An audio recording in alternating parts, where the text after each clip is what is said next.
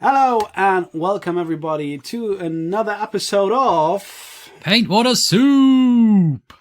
And today, as always, hosted by Peter and the Bear, we have an epic guest, an absolute epic guest.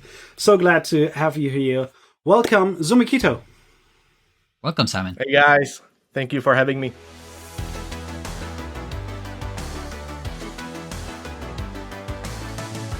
Yeah, so it's been like you were not that really.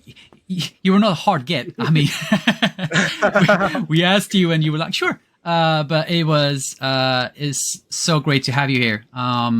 It's I think we have a lot of tough and fun questions. I mean, we really looking forward to picking your brain.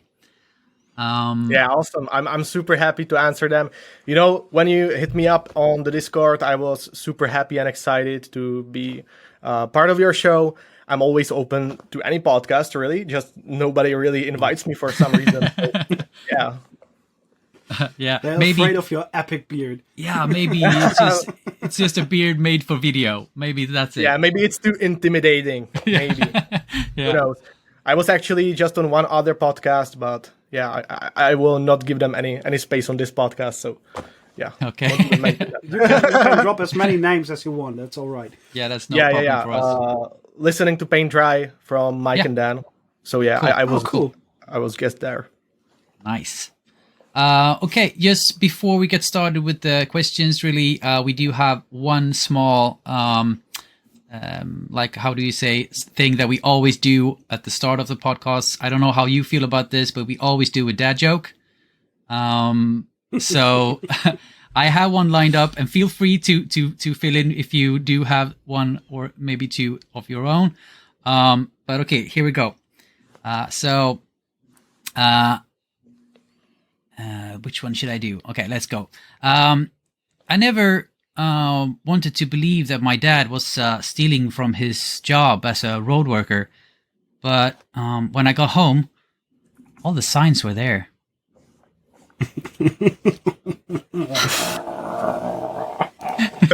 Crickets. Oh, you Crickets.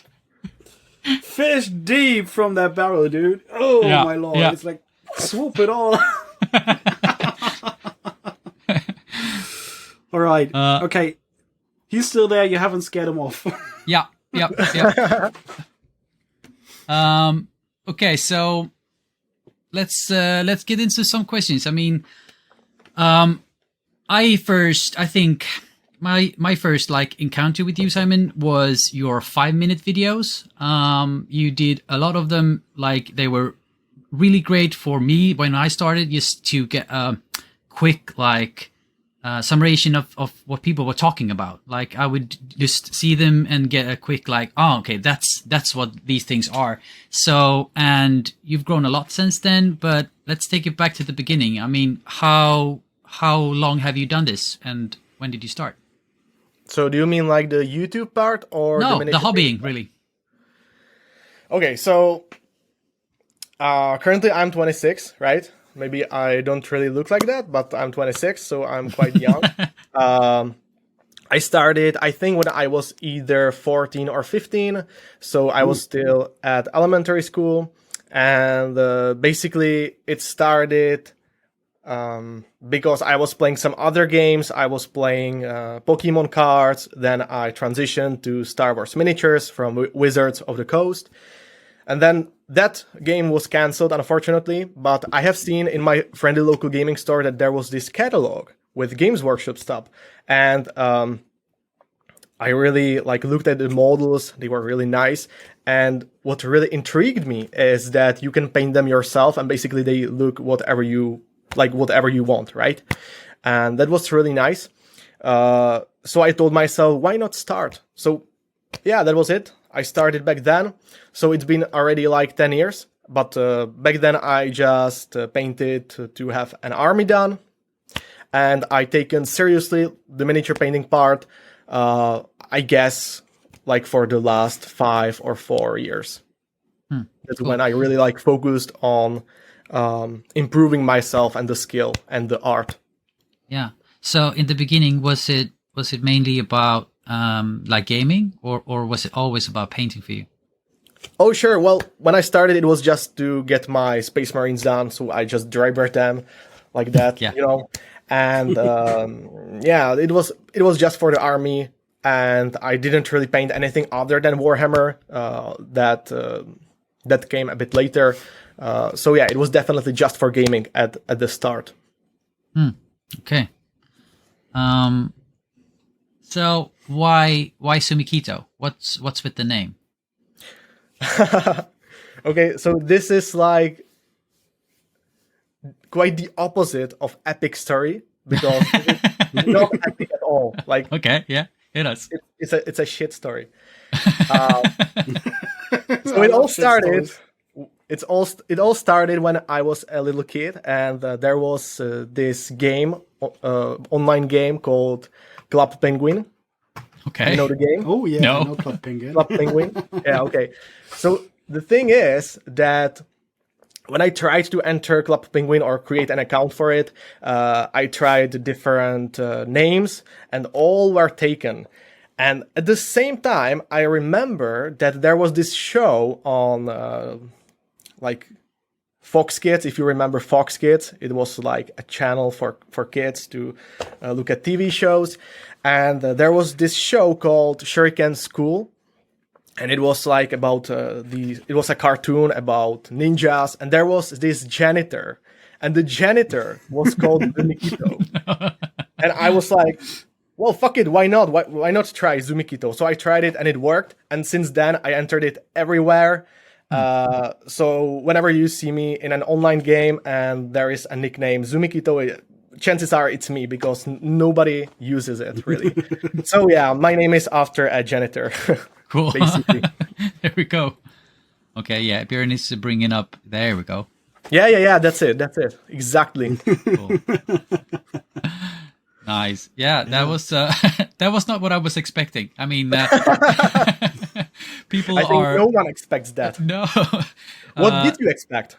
I think like everybody is using like nicks from World of Warcraft. Seems like it's been, yeah, but being like everybody's so nerdy, it has to do with some kind of video game, but it did kind of. So yeah. Yeah, I guess. Yeah.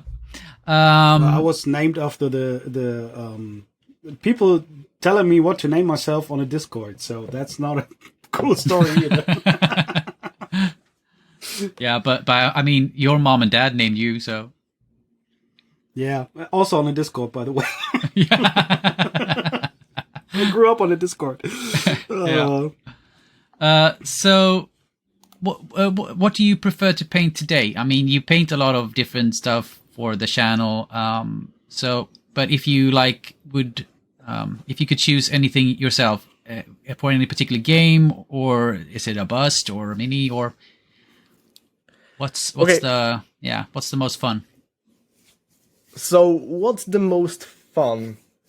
That's a very hard question to ask, and I don't think that there is a single category of miniatures that I think is the most fun.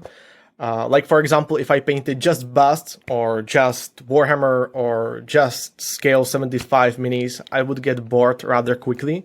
Yeah. So for me, it's about variety and trying new things. So I cannot really answer that honestly. If you just pointed gun at me and told me to choose and to pick, I guess I would go for 75mm scale stuff, because like there is the most variety of what you can paint. Yeah. So yeah, I'm not sure if you're satisfied with that answer, but that's cool. That's the answer you're gonna get. Yeah. Do you feel like for the channel, do you feel like you have to paint stuff that you normally wouldn't do? Yeah. Oh yeah, absolutely. So there is this unfortunate pattern on my channel that some of my most popular videos are about Space Marines. Oh yeah.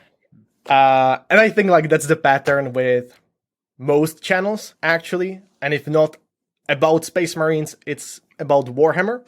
Yeah. So I definitely feel like if you paint Warhammer, your channel is gonna do perhaps better than if you were to paint some other stuff.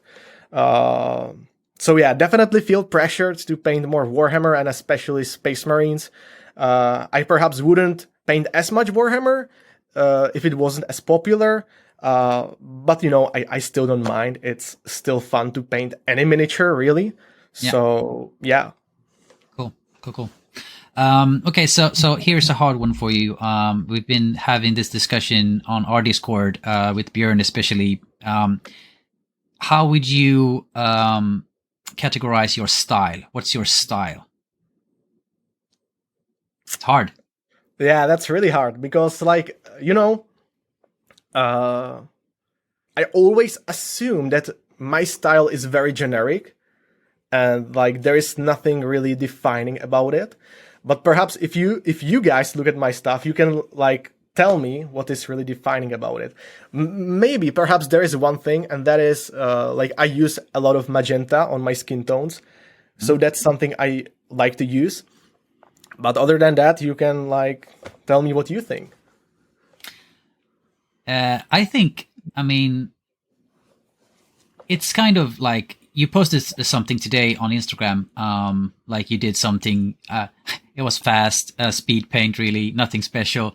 But what caught me with it was, I know you can do really smooth stuff. You have done videos about doing really smooth stuff. But what caught me with this one is, even if it's really fast, you really mastered placing the highlights and doing very like effective strokes. So yeah, I mean, it is a hard question. We've been talking on the Discord about like if it's leaning towards realistic style or if it's like if you're a painterly painter. And I would say still that you fall into the painterly style. Would you like feel that's correct? Yeah, I think like that's correct. I never feel like you have to be realistic with miniatures. You have to be credible, not realistic. And that's like a huge difference. Because I don't even think that like miniatures are a good medium to basically show realism, because like the miniature defines what you get in the end, right? Yeah. When you look at this beautiful Kingdom Death miniature, like the proportions are not really realistic. No. Like we know that most women don't have thighs and boobs like that. So you still have to make it credible. Like look at it and like you can tell that the sword is a sword, the skin tone is a skin tone because of how the colors work. But realism, like not really. So yeah, I definitely agree with that. What I also do is I like to blackline everything, all the details, so they are very nicely separated and the mini is very nicely readable. Yeah. And that's actually like really the key for my style. I really like to have my miniatures really readable. So the placement of highlights and the separation of details is really key. And that's also something that you should do to make your minis credible. Not necessarily realistic, because like in real life, my beard is not separated with black lines from the rest of my face. You know, it kind of blends in naturally. So yeah, I agree with that. Absolutely. Yeah. And so, you do tend to go with very saturated colors. Oh yeah. I'm just looking through your Instagram right now. Also, I mean, not that much, like nothing really muted. It really pops everything. Yeah. Yeah, I also like to use many colors. Like one of my I really like Spanish painters, and especially Sergio Calvo. Like he is like one of my idols, really. And basically, what he does is, I wouldn't like to say that his style is mostly about sketching, but you can kind of see that he doesn't like dedicate a whole lot of time to blending, so you can see the brush strokes. But what he is really about is like having everything saturated, not having anything muted. So yeah, I also like to use many colors. Absolutely. Cool. But did you say anything, Björn? Yeah, I wanted to hook in on the style thing. So, what really pops out for me is, first of all, like, how dare you to make smooth look so easy? I'm doing this. I'm not a long time painter. I'm in it for 2 years now, but you make smooth look so easy. I'm looking like a total plat when I compare myself. So I learned not to compare myself. But what I wanted to say is, your style reminds me of high quality graphic novels, not comic style, but high quality graphic novels. When artists do the stuff you're doing on the miniature for books normally. So I think it's a really distinguished style that really pops out in all the stuff people do. If I scroll through my Instagram, and I'm quite fast, I always lock on the stuff you post, because it's not generic. It's, for me, it's a total difference. It's that it reminds me of these graphic novels, which I hold near and dear to my heart. So, yeah, you are anything else but generic. That's all I wanted to say. That's quite interesting, because like, and thank you so much for saying that. Because like, I just don't see it, you know, I just like learn some techniques, apply repeatedly what works, and like, that's pretty much it. There is nothing else to it. You are asking about this, or you are pointing out that I make smoothness look easy. Well, the thing is, I don't think it's hard.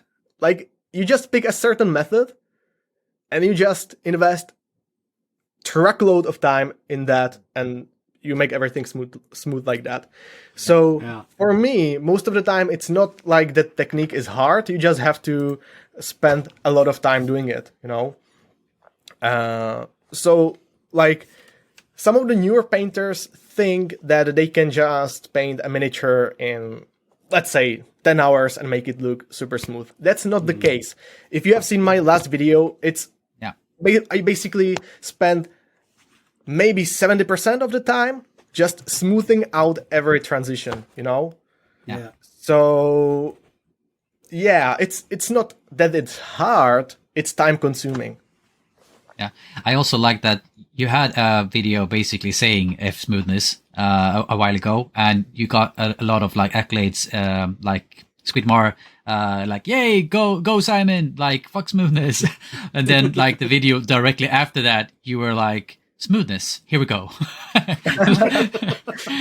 Like you're really going in between those two steps. Like you don't have to do it, you can do it this way, but if you want to do it, like let's do it this way. Like the video you did with the skin tones, with the stippling, it really shows how many different ways there is to go about it. And Yep. as you say, it's just time, and you have to decide for yourself if you what's the mini for. Is it for gaming? Is it for somebody else? Is it for yourself? How much do you care really, and how much time do you have to spend on it? And Yeah, exactly. yeah, and it looks like you have lots of time. Yeah, absolutely. You know, and like whenever I paint and I give my soul into the mini, I want to be happy with it. So I'm Yeah. willing to invest a lot of time in it. Absolutely. But you know, if it's just a gaming piece, like whatever. Like for example, my last post at this moment on my Instagram, the skeleton guy. Yeah. That's not smooth. That's speed painted. Yeah, that one exactly. But I still think it looks dope. You know, It does. It it's does. not a competition piece, but like it looks fine to me. Yeah. Yeah. On You the call that gaming speed board, it would painting? really pop. Yeah. Sorry, what did you say, Björn? I think it's a speed painted piece because I spent like, I guess, a bit of under 3 hours, I guess, on it. So, yeah. Striking. Yeah, it is. Thank you. So you were saying, Bear, that when you are scrolling on Instagram, you actually recognize that this piece is from me. Is that correct? I often stop scrolling on your pieces. Okay. You are one. I follow a lot of people on Instagram, and your pieces, also Peter's pieces, because maybe I'm recognizing Peter's pieces right now, and also Lucas from Squidmore. Those are the three persons I most often stop scrolling on. Maybe it's the algorithm too. I don't know. But like looking again on your Instagram now, Simon, it is really. I think the magenta is one of the things that is really like telling. There's always some kind of detail where you use that magenta. What colors are you using? What brand? Okay, so specifically this magenta trig on skin tones, I got from Sergio Calvo, because the strange or rather interesting thing about him is that when he is pretty much done with brushwork on his miniatures, then he goes for his airbrush and then airbrushes some saturated colors, some deep colors into shades and make it like more interesting, basically. So he does it with his skin tones as well. He uses more browns generally, more than just magenta. But I really like the magenta, so that's what I used. And he also recommended this brand called Golden Acrylics. So this is very much a golden acrylic that I spray into shades. But other than that, I use AK Interactive. Okay. Or Vallejo, also. Yeah. I mean, looking at how saturated you get all the colors, I would guess I've seen that you've used a lot of AK in the videos, but some of them really like screams like pure pigment, like it would be some kind of chimera or something. But it's cool that you get it. I own Chimera, but not really using it a whole lot. Okay. So yeah. So going into YouTube then, when did you start making videos? Oh, actually, it was more than 3 years ago now. I think it was 2019 January. Yeah, I think that's correct. Basically, let me look at my YouTube actually, so I don't lie in here. Is the first video still posted? Or no, unfortunately no. Yeah, I started on 8th of January 2019, and I think that I released a video like on the same month, not on the same day though. Yeah. Okay, so why did you start? I mean, what made you pull the plug or start? More accurately, Money and fame.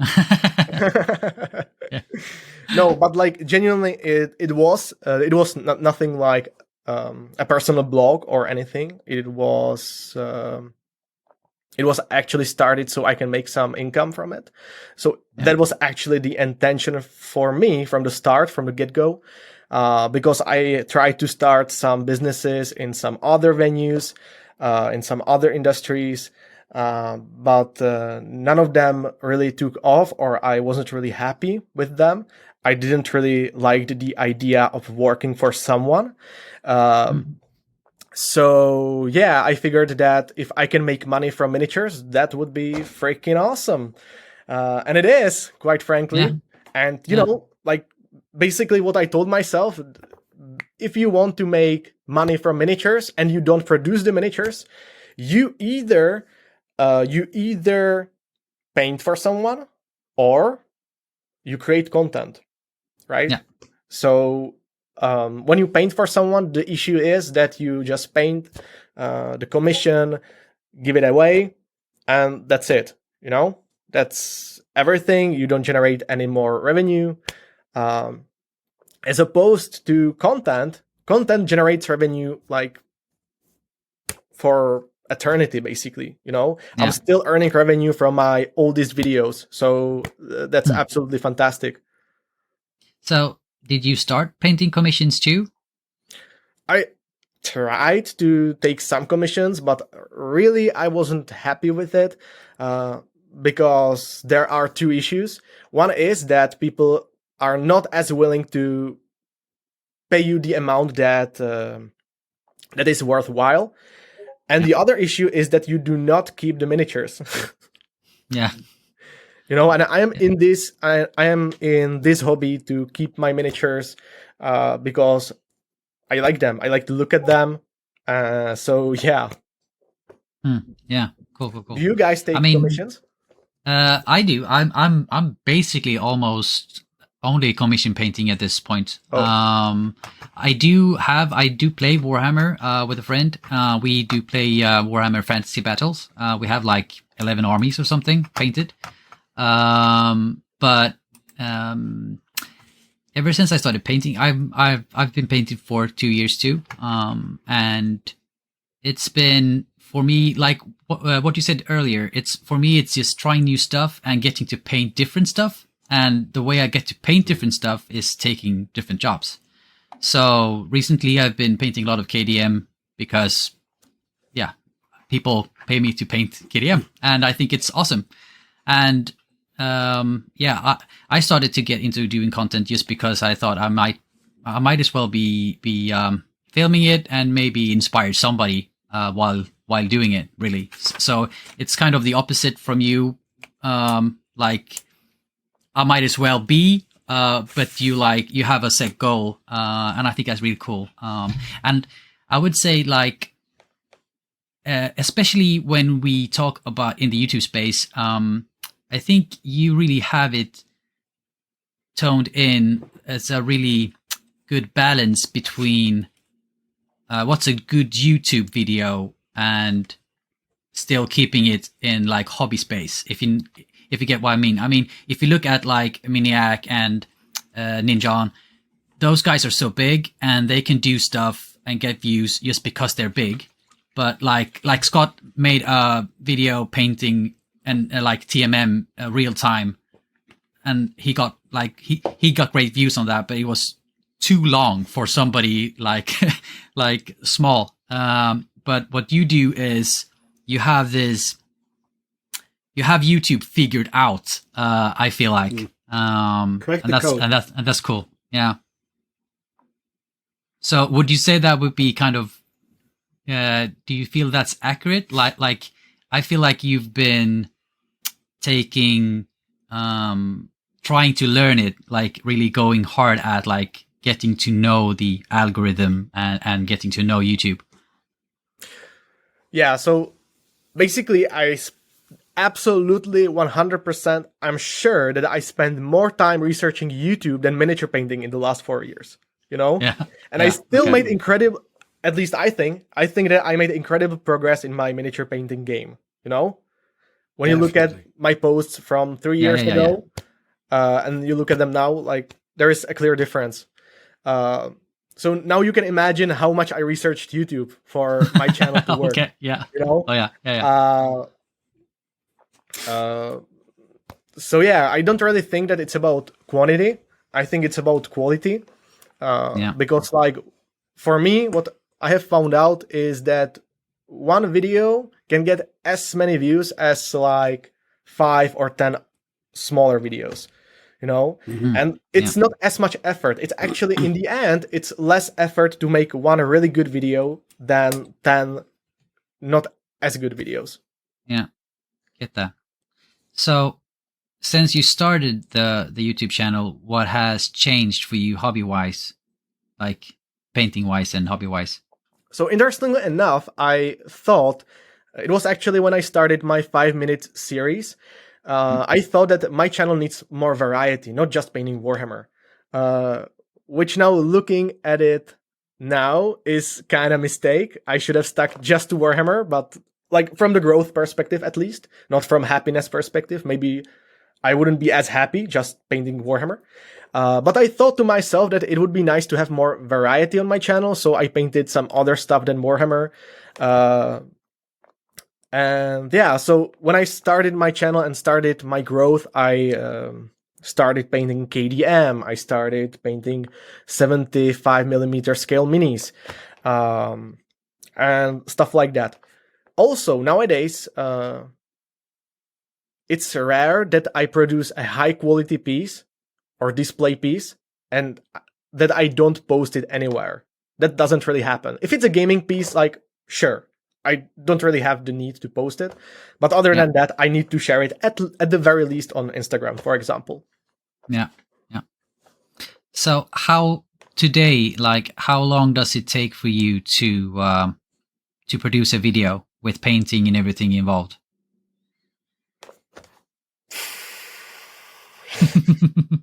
Oh, that's a really difficult question, because like not all videos are equal, right?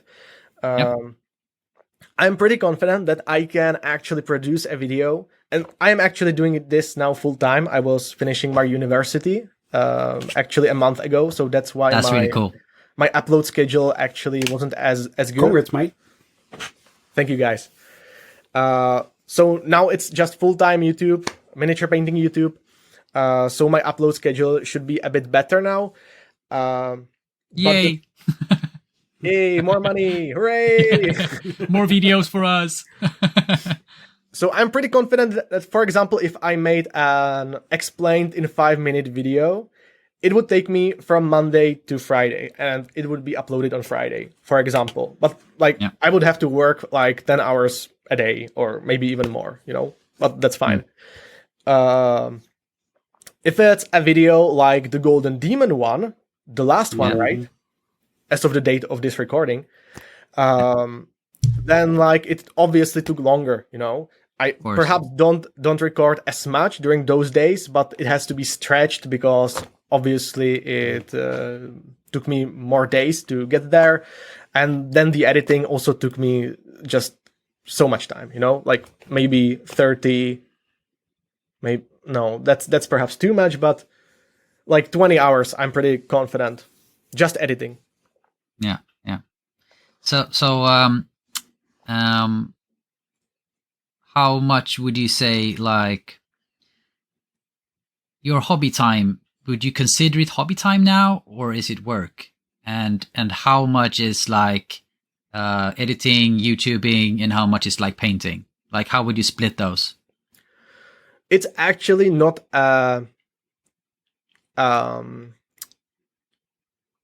it's not the same at all times. So there are times where I paint more for myself, for my pleasure, and don't produce as much content when I feel like it. But at the end of the day, when I improve my craft, it also helps the channel at the end of the day, you know? And sometimes I just focus on the videos. So it really depends. I wouldn't say it's 50-50. It's about, like, right now, I think it's like 60% I paint for myself, and 40% is for the content. Okay, cool. So is that surprising? Yeah, it is. Yeah, it is kind of surprising. Yeah, yeah. I mean, of course, doing it like full time, you have a lot of more time than maybe me and Björn, like having families and regular work also. But like, if I wanna, it's hard getting time to paint anything other than what's either a commission or going into a video. But that's the choice. And as long as it's fun, right? But you know, I was at this spot as well. It was actually when my channel grew the most. I was just painting for videos. I wasn't painting for myself like at all. But you can still consider that I was painting for myself, because in the end I keep the miniatures, right? That's the great thing about like this hobby and the YouTube channel. So yeah, I like kinda I kinda understand your struggle, you know. Yeah. But also, I am at a very fortunate position that I don't have a family, unlike you guys. Oh yeah, take it from me. I mean, I'm complaining so much to Björn and our moderators about having a kid sometimes. It's like right now I'm actually home with him. He has the chicken pox. So it's been itchy. Yeah. So building a lot of Legos at the moment, just to keep the mind of that itch. But yeah. I always wondered, when you have kids, do you use them to build terrain or something like that? Björn has. Really? Björn has, yeah. No. She's been building stuff with you. No, she's been painting stuff, and she's been taking over my my Twitch channel. Oh. And dude started tipping way too much, and there was a 15-year-old girl sitting in my chair, and that was a bit uncomfortable, so I threw her out. It's my channel again. Get GTFO. But maybe if you have a boy, he will be more into this stuff. But if you have a daughter with like this long fingernails, and yeah, maybe I'm over exaggerating, but well, she could like cut stuff out of the spruce with that thing. So the closest I've been to hobbying with my kid is he's 4 years old. So he painted a goblin, and he put on some fluo paints, and then we made a game. I hid the goblin in the dark, and he like tracked it with the UV light. So that's his favorite like hobby game right now. But yeah. Yeah, I always assumed it's just more cheap labor, you know? maybe in the future, yeah. Oh, actually, when I was playing World of Warcraft, my daughter was really young, and on the third or fourth expansion, she was old enough, and we could sit her in front of the computer, and she would do the fishing. And she had a lot of fun doing the fishing, so we had also full bag of stupid pixel fishes. Cool. Oh yeah. Okay, so I thought I had about the YouTubing again. We've been stuck here in this YouTube hole now, but just I think we talked about this on the Discord actually, Simon, with like what comes first. But can you explain how you like plan out your videos? You've always seemed that you have an idea first and then go back and like you write everything around the title of the video and then produce it. Like I said to you, I tend to do the opposite. You actually helped me with the title because I've sent you a video. What should this be about? I've just recorded it, and you were like, yeah, it should be about this. And yeah, you were right, but just explain about your process. And are you before answering, like, are you happy with the video right now as it is, with the performance? Yeah, it's my best performed video. So yeah, of course I am. But yeah, it's really like me and Björn are both YouTubers. We've been talking about this, like just starting out. I have 7 videos out right now, and I think I'm doing myself a disservice. Just I'm all over the place right away. Just doing what I like going from that video, for me, like I think I have around 8,000 views right now, and for me that was great. And then I plummet right down to earth, like the next video, because I did like a passion project of my own. Like I painted my own mascot, and I did like a Game Boy diorama. I think it was a really cool project, but there's no audience for it, and that's of course yeah. Everybody could figure that out, but yeah, it's hard to like you have to always battle yourself. What do you want out of it? Like, of course, there is something out of getting those views and that like accolade. But in the end, like I find that I have to have fun. Like it is for me. It isn't a job yet. It's pleasure. Like and yeah. Yeah, I totally understand this. Like especially in this niche, it's very hard to walk the line between being mainly content creator versus being mainly miniature painter. Like, Hmm. are you mainly hobbyist or are you mainly content creator? And this is not even something that I have figured out myself. Like, am I more of a painter or am I rather more of a content creator? I Yeah. don't know. I don't have this figured out. The ideal scenario would be if we could just record the process, what we are doing, upload it to YouTube, and it gets, I guess, millions of views. Like that would Yeah. be the dream. But at the end of the day, we have to understand that like YouTube has this limited space, so obviously it's gonna recommend the most interesting videos. And if your video is not interesting or appealing or doesn't really solve anything for the viewer, then it's really difficult to just make them care. Yeah. And like that's it. You just have to make the viewers care about your content. Is it gonna be entertaining? Is there some intrigue? Is there something you want to see, or does it solve a problem? Yeah. That's always what you have to answer for yourself or for your viewers. Otherwise, you are gonna have trouble with your videos. Like looking at your channel right now, you can see that your last video got more views than the Game Boy diorama. Yeah. And this is exactly why, because there are some things that people haven't tried. It creates some intrigue. Maybe it Yeah. solves some problems,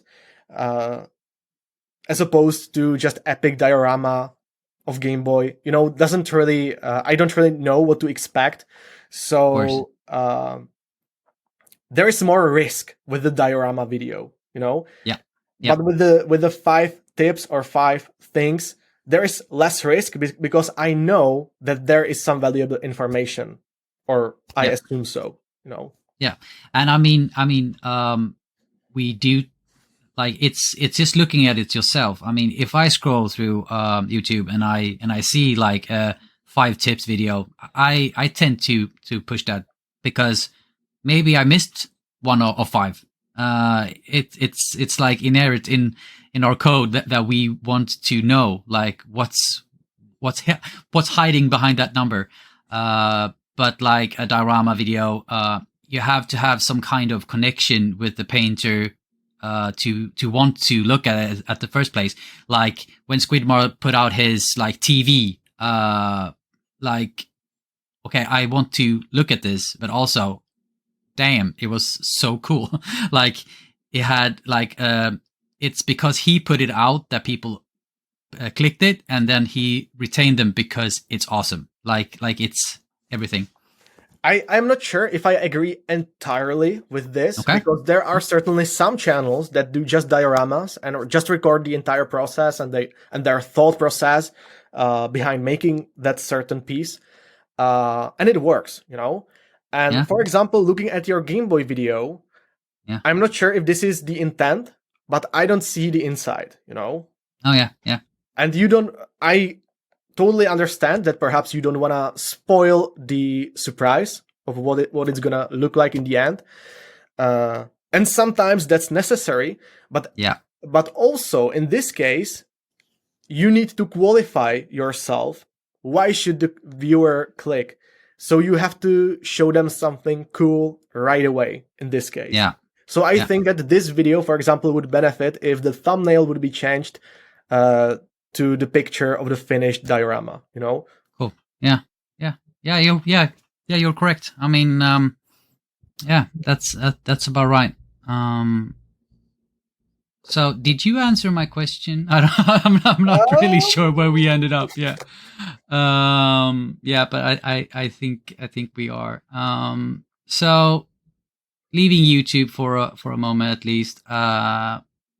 Golden Demon. I mean, tell us about it. How was it painting for it? How was it? Yeah, so the painting part, that was painful. Very painful. but you know, it was also because I was finishing my uni, so it was kind of necessary. I couldn't just give or dedicate more time into my minis because school comes first. But next time I'm gonna prepare way more ahead. But the experience itself at the Golden Demon was really outstanding. You know, because there was COVID, there was global pandemic. I didn't really get to meet a whole lot of people, especially like outside my country, outside of Czech Republic. So this was the first time that I visited some major miniature painting convention, and actually there were people who recognized me. So that was like a really cool experience. Cool. I don't really expect everyone to recognize me. Like, that doesn't really make sense. I don't really think of myself as like this huge celebrity, like not at all. But like even having some people actually approach me and like take a picture with me, like that really felt awesome. Also, there were other miniature painting creators like Elise Ataraxia, if you know her. Yep. Midwinter Minis, I was featured in his video as well. He met me there. Yeah, and many more, you know, Silva Paints, for example. So yeah, it was really good, and I will sure come to the next Golden Demon as well. It's apparently gonna be part of Warhammer Fest, so that's even better. Yeah. I mean, would you the thing is with this hobby, for me at least, is like I've had friends that play, and I have one friend that still plays, and we play together. But like everybody that I've been meeting in the painting space, it's been online. Really, it's been through Instagram and through YouTube and Discord and stuff, and it really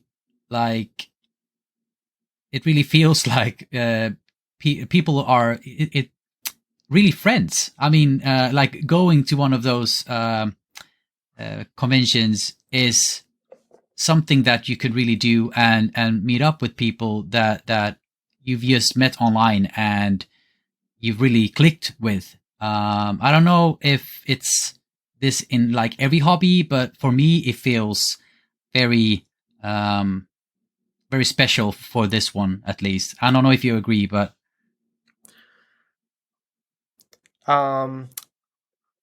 well, the thing is, I don't really have any other hobbies to compare it to, so not really sure. But perhaps if it's some kind of sport convention or something like that, maybe there is more hostility, more like competitive mindset.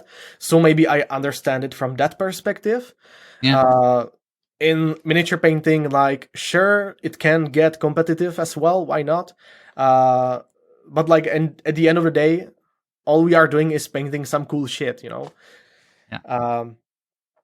Also, But how, like, okay, like going to this again, you said you had been recognized and like people were starstruck. I don't think they were starstruck. You know? Oh, that beard! Like, did they touch it? Like, actually, Ataraxia touched it. Alice oh yeah. There we go. So yeah, maybe other people were too intimidated. But I mean, isn't it weird that people like even pay you? I mean, you have patrons as well, and how cool is it that people like want you to do this and keep on like entertaining and just be you, and they will willing to pay you for it? I mean, it's quite humbling, isn't it? It is very strange in a way, because I met actually 3 of my patrons, and like all of those were really cool guys, and I just hung out with them, you know, and drank some beer with them, and I treated them as friends. But like, I couldn't help myself that like there was this feeling, but maybe I just imagine it in my head, you know. I don't know, but like there was this feeling like they expected something from me, or like Yeah. like basically they treat me like authority. but I don't really treat myself as authority or see myself as authority. So yeah, there was that. It is weird. I mean, maybe perhaps there is a name for it, right? Imposter syndrome. That's right. Imposter syndrome, exactly. But the thing is, like, so we've talked about it on our Discord as well.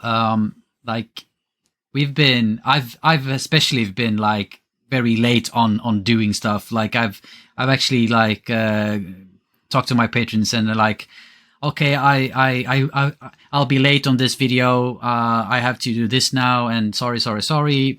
And they always like been like, dude, chill. Just do what you want. We're here. We support you. Like, and it's so cool to have that kind of support. Really, it's weird, but I totally get it. And I mean, for imposter syndrome goes, I mean.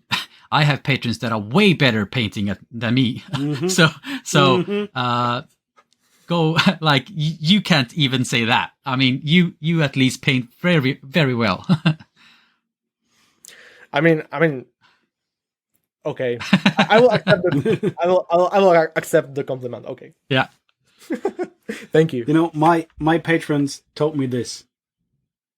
BRB, yeah. Shut the fuck up. Oh yeah, there we go. I was like, I'm sorry this, I'm sorry that. Shut the fuck up. Make your videos. And one important thing I have to say is there's a lot of people that paint way better than Peter and me. And I had a discussion, and maybe that will fit for you too, Simon. I told one of the guys on our Discord, basically, well, why are you watching my videos? Because you are a way better painter. And he was like, yeah, but you're the way better entertainer. And this solved everything for me. This was like, okay, I have like a right to speak now because I'm entertaining people. I'm not making display pieces and awesome this and awesome that, but I'm delivering entertainment. And how is it for you? Are you just in it for showing people what they could do, or are you living like your entertainer genes? Well, I try to make educational content, but as well, I try to do some entertainment stuff, you know, especially lately, because I think that like entertainment stuff has more potential for growth on YouTube, because like when you sit down with your dinner in front of computer, you are not gonna watch tutorial. You are gonna watch entertainment-based video, you know, most of the time at least. For example, you wouldn't necessarily watch Sergio Calvo's tutorial on how to add saturation to certain parts or whatever, but you would certainly watch Squidmar's video on how he did something, or you understand, right? Yeah. And yeah, I absolutely agree with this. This is 100% true. You don't have to be a great miniature painter to be a good content creator. You don't, you know? There are many content creators in this niche, in miniature painting or Warhammer, that don't, like, you wouldn't call them the god tier painters, but like their content is entertaining. And like, that's the reason why people watch them, you know? Like, being good at painting certainly helps if you produce tutorials and like other people aspire to get the same result. But if you just do entertainment content, or you review hobby tools or like whatever, it's not necessary to be godlike painter. Yeah. Phew. Yeah, totally. What a totally relief. Agree. Yeah. On that note, I mean, with the entertainment stuff, I don't know if you, but my first video on YouTube, my first, I made this dude. I still have him here around somewhere. He's in the cupboard. But maybe could you show it on Instagram, Björn? What do you need? The OSL guy from my first video. Can you show Simon on the Instagram? Yeah. Give me 1 second, please. Of course. So what you will see now, Simon, is you stole my idea. Oh, shots fired! Shots fired! You might have taken it to a different level, but my idea, basically, if Björn gets it up here, wait, your account was witness my penis? yeah, la la la. La. I'm scrolling through your Instagram right now, so let's see. Where is it? Tell me. Yeah, go down. I'll On who? I'll say stop. Oh yeah, there you go. Left of Wiley, the oversell guy. There we go. So my first video was a cork tower. Just saying. Oh, Just saying. I did it before you did it. I had no idea. There you go. Yeah, I'm looking at it right now. Yeah, Yeah. but it's not as big. No, it is not. It's not as big, and I did not flex while making it either. So yeah. Yeah. It's a good thing that you tagged Ninjon and Miniac. So did they actually reach out to you because of that? No, they didn't. But they did. They did to you. I see. I saw that. Yeah, it's because like it's way too extreme to ignore. You know. Yep, I think so. Yep. It's but it was a cool mini to paint. But speaking of big projects, what is your like dream hobby project right now? If you would like dream big. Well, I don't really have a dream project at this very moment. But like what I have planned actually with Sergey from the MiniQuest 64 is like a huge cyberpunk diorama in a frame, and there will be 3 miniatures from Limbo 208 miniatures. If you know the brand, you can actually look it up. Some really cool and spicy miniatures, but there are like there is no nudity, so it's fine. And it is a team of 3 Lancer girls. So you can look it up, and like that's what I'm planning. A huge cyberpunk diorama in a frame. Nice. Roman Lapat style, like the frame. Yeah. So something like that, but the frame is gonna be way bigger. Okay, cool. So as a fellow German, sorry, I need to interrupt on this. As a fellow German, Sergey is an awesome dude, and if you want, just shout him out here, because he's way more successful than us on YouTube. He's doing awesome stuff. I watched all of his videos. I chatted with him. He's a nice dude, and if you want to add something nice to that, please feel free. Yeah, I actually, like, from all the content creators in this niche, or like in any niche really, I chat with him the most. So I actually go through topics and through different video ideas and through thumbnails with him. So yeah, we just chit chat about that. So yeah, really, really cool guy. Cool. If you aren't already, subscribe to him. Yeah. We are, both of us. But everybody else should too. Like like all of our 20 listeners, go subscribe right now.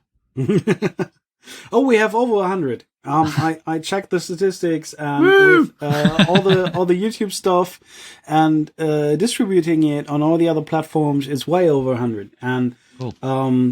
Getting podcasts to run takes in at least. So I produced podcasts before, and either they are day one hit, or you take at least 2 years of producing content to make them run. And we are on the 2-year schedule, and I'm fine with that. Yeah, we tend. You guys, sorry to interrupt you like that. I will make sure to share this podcast, and I'm sure that you will have some traffic coming from my channel as well. So don't even worry about traffic. But I also wanted to ask you, like, what is your goal with this podcast? Should you or should I?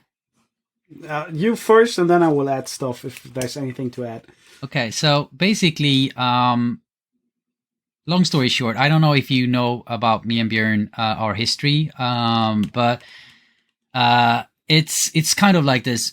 We started out 2 years ago, both of us on opposite side of the planet, and our paths crossed on the Squidmore Discord channel at first. We started chatting. And then about a year ago, I actually lost my sister. And shortly after that, I was running a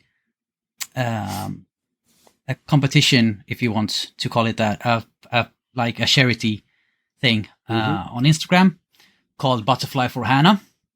And Björn helped me with that. And so we really took it from there. And shortly after that, we started to like spitballing ideas of doing something together, and doing the podcast was just, it was something that we found ourselves like consuming a lot of podcasts, and there's still like more time. Like I would find myself like driving and then like, okay, I don't have anything more to consume. I've listened to everything. So yeah, it was just something that we wanted to try out. And after that, it's not that big really yet, but we have an awesome community. We have almost 100 persons right now in our Discord, and there's so much love, man. I feel blessed to have these people like in our little corner of the web, just hanging out, like painting together, and doing awesome stuff. So as long as it's like a water cooler, I think, like something to hang around. For me, at least, that's what it's become. So I only have 3 goals with this podcast. The first goal is to convince Peter to make Butterfly for Hannah a yearly event, and we're gonna have a stern conversation on Christmas about that. Because I think the idea behind it was awesome, and we moved people. Everyone in the judges and around the contest shared a story of people contacting them and having just a talk, and maybe those people were in a bad place, and we were able to relieve them of their stress. So this is goal number 1. Goal number 2 is to be on people's ears while they are hobbying, giving them companionship, basically. Like, I don't want to, if this in the future will generate money, I'm not saying no to this, but my goal is to be on people's ears and be a companion. And the last part is the water cooler. This is the only time I really get to chat to my dear friend, and we get to invite people and chat to them and get to know them. But this is like, the conversations I would have with Peter, we would normally have, and we just record them. So this is my number 1 hangout spot with my dear internet friend. So that are my 3 goals. Awesome. So that was quite tragic story with a very nice silver lining. So yeah. Thanks guys for that. So on this topic, actually wanted to ask you, Peter, you said that you are running out of things that you are listening to. So like, which podcasts are you actually listening to? And the same question for you, Bear. I think I've been listening to all of them really, but it's been on and off. But basically, the big ones that I keep going back to is of course Trapped on the Plastic, Paint Bravely, and listening to Paint Dry. I've listened to the miniature podcast, the miniature painting podcast. He does like interviews. The one with Heath, or the Murder Basement. And now recently, what's it called? Not that much miniature painting anymore, but he does another podcast now with The Sauce. And what's more? Let's get into the library here. So I can add Adapt is Ridiculous to it, which is quite fun. And I often listen to Dungeons and Daddies, which turned out to be more like a real production than a podcast. And I'm a long-time lifer. So yeah. Also, I listened to Palette Knives when Zambies were on. It's not running anymore. And also Brush Wheelers Union. Yeah, there is a lot, but God damn it, we need to bully Zambies into being a permanent host on this podcast. That's that's my fourth goal for this podcast: bullying Zambies into being a permanent host. Did that answer your question, Simon? Yeah, absolutely. Like hearing from you guys, like that's quite a list. So I would actually appreciate if you made actually some list and send it to me, because of course, myself, I'm running out of things that I'm listening to. You know. On the other hand, I'm not listening to too many hobby podcasts, so that's not great. Perhaps. Perhaps the only one that I'm listening to is Trapped Under Plastic, and that's not even every episode. And other than that, I don't really listen to hobby podcasts. I listen to Joe Rogan Experience. Yeah. I listen to H3 Podcast, if you know the guy. Wow, I don't really agree with everything either Joe Rogan says or Ethan says, but still fun stuff, you know. So how's your German? Pardon me? How is your German? How fluid are you in German? I know Scheiße, and that's it. Okay, so I would have some great German podcasts, but okay, that falls off the radar. But how bullshit resistant are you? How what resistant? Bullshit resistant. Well, define bullshit resistance. People talking shit, burping, and making fun of everything they can find. Oh, I prefer that. Oh, please listen to Life After the Cover Save. Oh yeah. Life After the Cover Save is freaking the most shittiest podcast and the best podcast I've listened to in my life. I think I listened to one episode, but it crossed the line where I wasn't able to tell whether it's sarcasm or not, so it kind of gets confusing. Yeah. Oh, yeah. I mean, those guys are freaks. That's the thing really about podcasts. If you like the miniature painting podcast, I don't know if you've listened to it, but it's what's his called? Ryan, the useless wizard.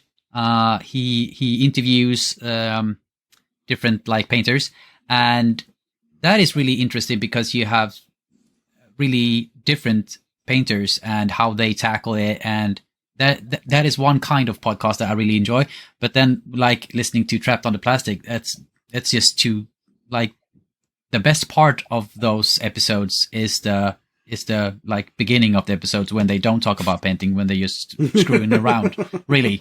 But that's really usually the part I skip, actually. Okay. Yeah, so weird. Dude, how far along are you with your questions? I'm nearly there. So I have 2 questions left, really. So do you have something? Do we have a time limit or? No, we don't. We don't have. But your we are bedtime over the is hour. our time So limit. yeah. So do you have anything that you feel that you need or want to improve at, painting wise? Bases. I suck at bases. Okay. And I don't think that bases are that difficult to paint. It's just an afterthought for me. Okay. At the end of the day, you can just model something on there, and you paint it the same way you paint your miniature. but like actually sculpting the base or like throwing stuff on it and like actually thinking it through, that's my problem. You know, I don't have it planned, so I have to like put more thought into it. And I assume then it's the same as painting miniatures. Yeah. So Yeah. bases, absolutely. Okay. Cool. And as of right now, what's your next goal for the channel for ZUMIKITO? What's the goal? My next 1 goal. million subscribers. I know it's a wrong finger. So actually, like obviously the next milestone has to be 200,000 subscribers. Nice. I think I will get there next year. I don't want to say without a problem. I don't want to jinx it, but I think it's pretty reasonable that I will get there next year. Easy. I hope so, at least. But like certainly like the next big goal, obviously, but that's perhaps a 5-year plan, is 1 million subscribers. Like for sure, I think that I will eventually get there. Like it's just a matter of time. When I look at Squidmar's subscriber count, you can see that he is approaching 500,000. Like he will for sure get there, maybe even by the end of this year, but next year for sure. So as long as he grows and he surpasses the milestone of 1 million subscribers, which I think eventually he will, then we content creators in this niche know that there is a market, and that we are able to get some share of that market as well, you know? Yeah. That's so cool to hear. I mean, because I watched this video a long time ago, like when about making YouTube videos, and just if there is somebody already doing it and they have views, there is a market. The scariest thing is if there is no one making videos, like, because videos tend to be short, so people will just keep watching stuff. So yeah. Also, like that's another thing why I don't think that being a live streamer is as good as just producing videos, you know? Yeah. Sure, live streaming is easier because you can just turn on the camera and just paint and chat. Yeah, okay, you have to chat and actually entertain people and like make them stay on your live stream, which is a whole different discipline. I'm not saying that's easy. But live streaming is exclusive. You are live streaming for a certain period of time. Maybe there is recording uploaded, sure. But you are competing with other live streamers when you're live, you know? Yeah. And not only same live streamers within your niche, but even within other niches.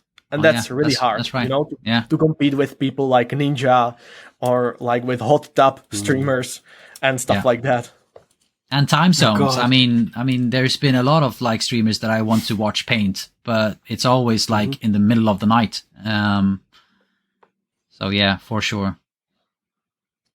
Cool. Those were the questions that I had, but there is always like more questions where those came from. Like, do you want to add anything, Björn? No, I don't.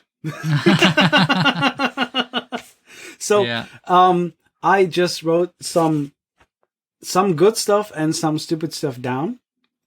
And if it's okay with you, I would like to ask you. We're 1.25 hours in. Do you have some time for some stupid bear questions? Yeah, sure. Okay, so number one, and this is only interesting for me and our female listeners. How do you eat pussy? Where's the clip? No. No, dude. When is your OnlyFans coming? Oh, It was almost there. Almost, yeah. We're getting into the bullshit questions now. So, okay. okay. So actually, there comes a question to my mind now when you say that, because when you look at your YouTube analytics, you can see how many of your viewers are female, or at least in percentage, you know? So what is the percentage of your viewers that are female? I want to know. Because for me, it's under 1%. Zero? Zero.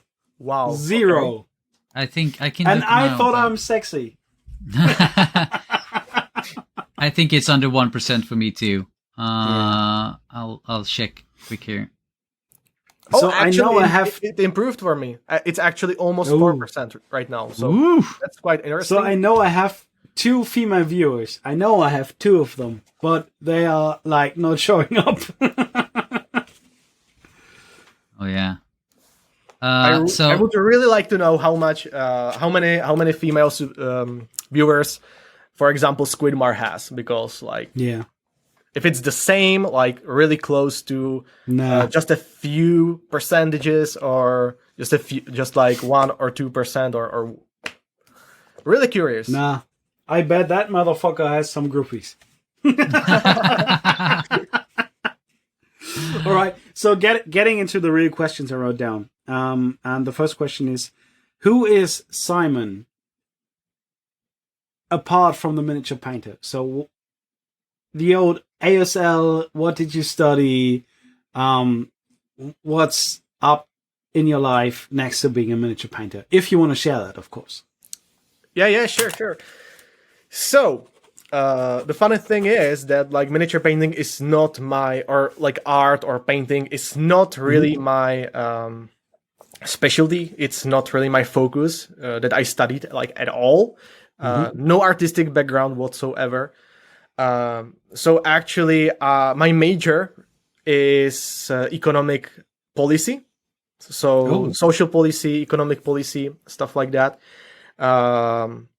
I also used to work as an insurance agent. Then I used to be a stockbroker for a bit. So I used to actually like call people and like convince them to invest into something. Wolf on Wall Street. Yeah. Yeah, Okay. like- I see it. Basically, just like that, you know. So yeah, that's what I did. But like, it wasn't really that fun. It was actually my dream when I was a little boy to be a stockbroker, but I quickly realized that it's not a good dream. So yeah, after that, I just quit the job and started the channel, and yeah. So you turned 15 and decided, yeah, I want to paint titties now. Yeah, All right, something so, like that. Well, Just basically, going in here with the statistic. Just need to get it out there. So my views, it's 99.6% male, so 0.4 female. well, you even have more females than me. There we go. That feels a bit gay. Okay, next topic. You said you were 26. That you are astonishing male is, of course, not to be discussed. But where are you from, mate? The Czech Republic. So actually, right next to you. Next to me. So I've been over there, and god damn, you people can drink. What's your favorite? My favorite drink. Yeah. Okay, so like Czech people are really known for liking beer, and like our beer actually, when you go to a pub, is cheaper than water. Like if you were to order water, it's more expensive than just ordering a beer. But even so, I actually like vodka the most because I don't feel like shit the next day. Yeah. That's Okay. singable for me, mate. Yeah, So for me, the it's vodka yeah, sauce? it's the same way. It's as long as I keep to beer or whiskey, it's okay, man. Nice. With beer, beer fucks me up like nothing else. That's wine for me. Oof. Oh no, I can't drink white wine. The furthest I've gone was 4 bottles, and I could still stand. Wow. But could be my size, mate. Okay. So you talked about using your airbrush. So what is your favorite airbrush? So luckily, I am not sponsored by any brand, so I can talk shit freely. I mean, I would talk shit about anything really and just lose a sponsor if it came to it. But honestly, like the airbrush itself, the pistol, I honestly don't really care. Okay. I bought Infinity CR Plus or whatever that is. Yeah. Let me actually look. Oh, it's not the one. Okay, never mind. But I can actually compare my expensive airbrush to my cheap airbrushes, and I have to say that I really cannot tell a difference in the way that it sprays.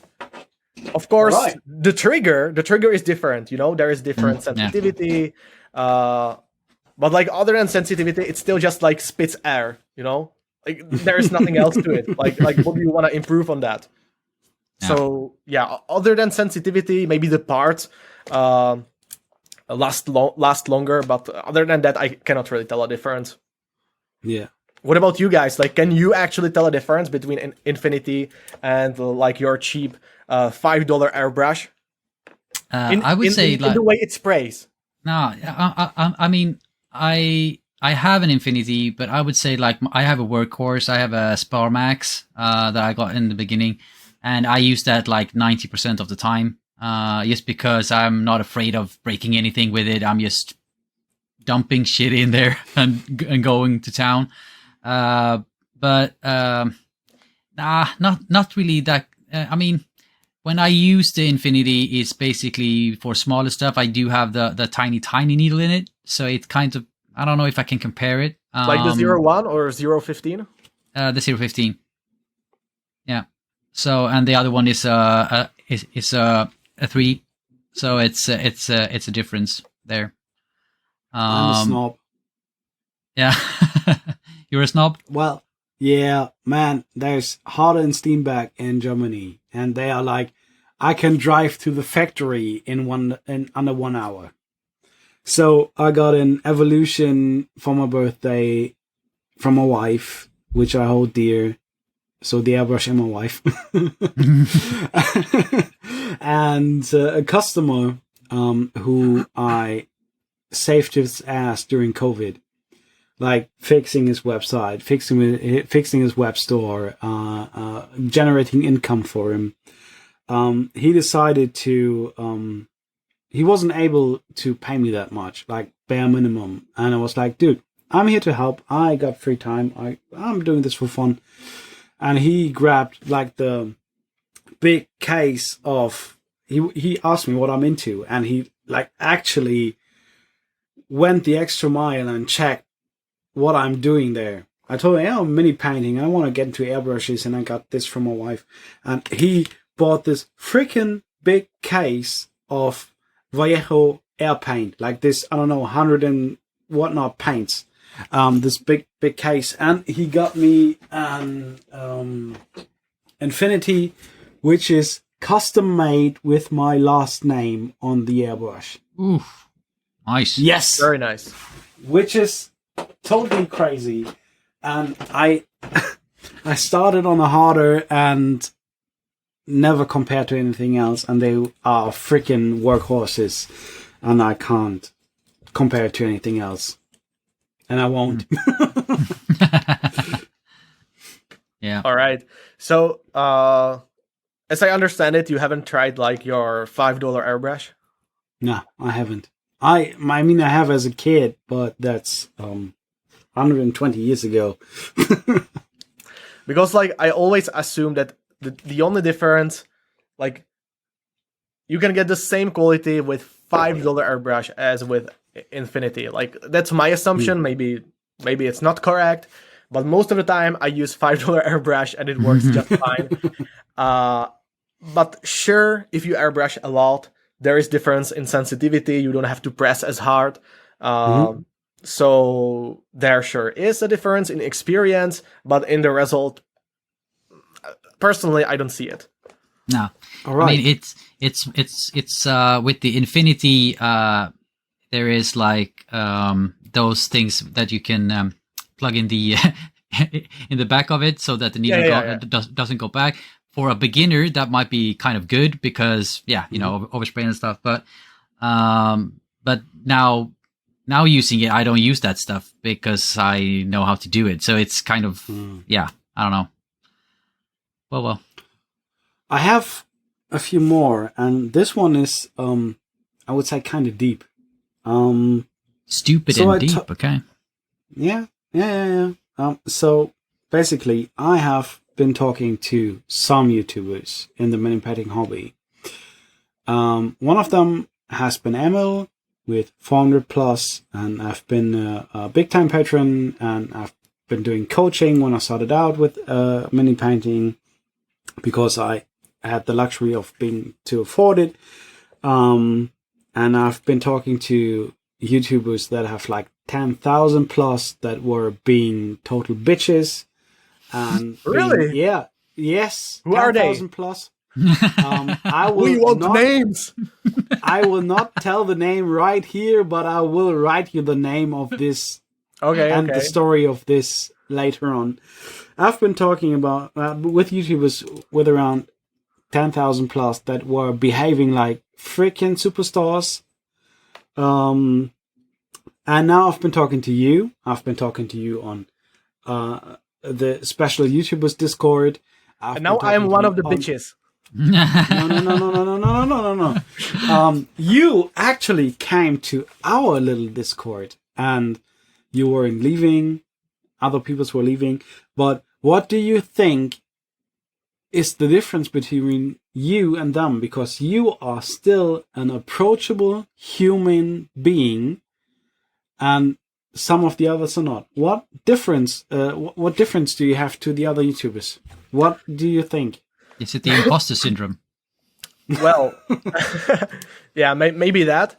But to be honest, like the imposter syndrome, I don't think it's too bad because like I can still see the growth in likes and subscribers. So like, you know, I kind of like sense that I am worth something. But when I actually like sit down and talk to you, I want to chat as equals, you know, like I'm not here, you are not there, we are equals. That's how I like to chat with everyone.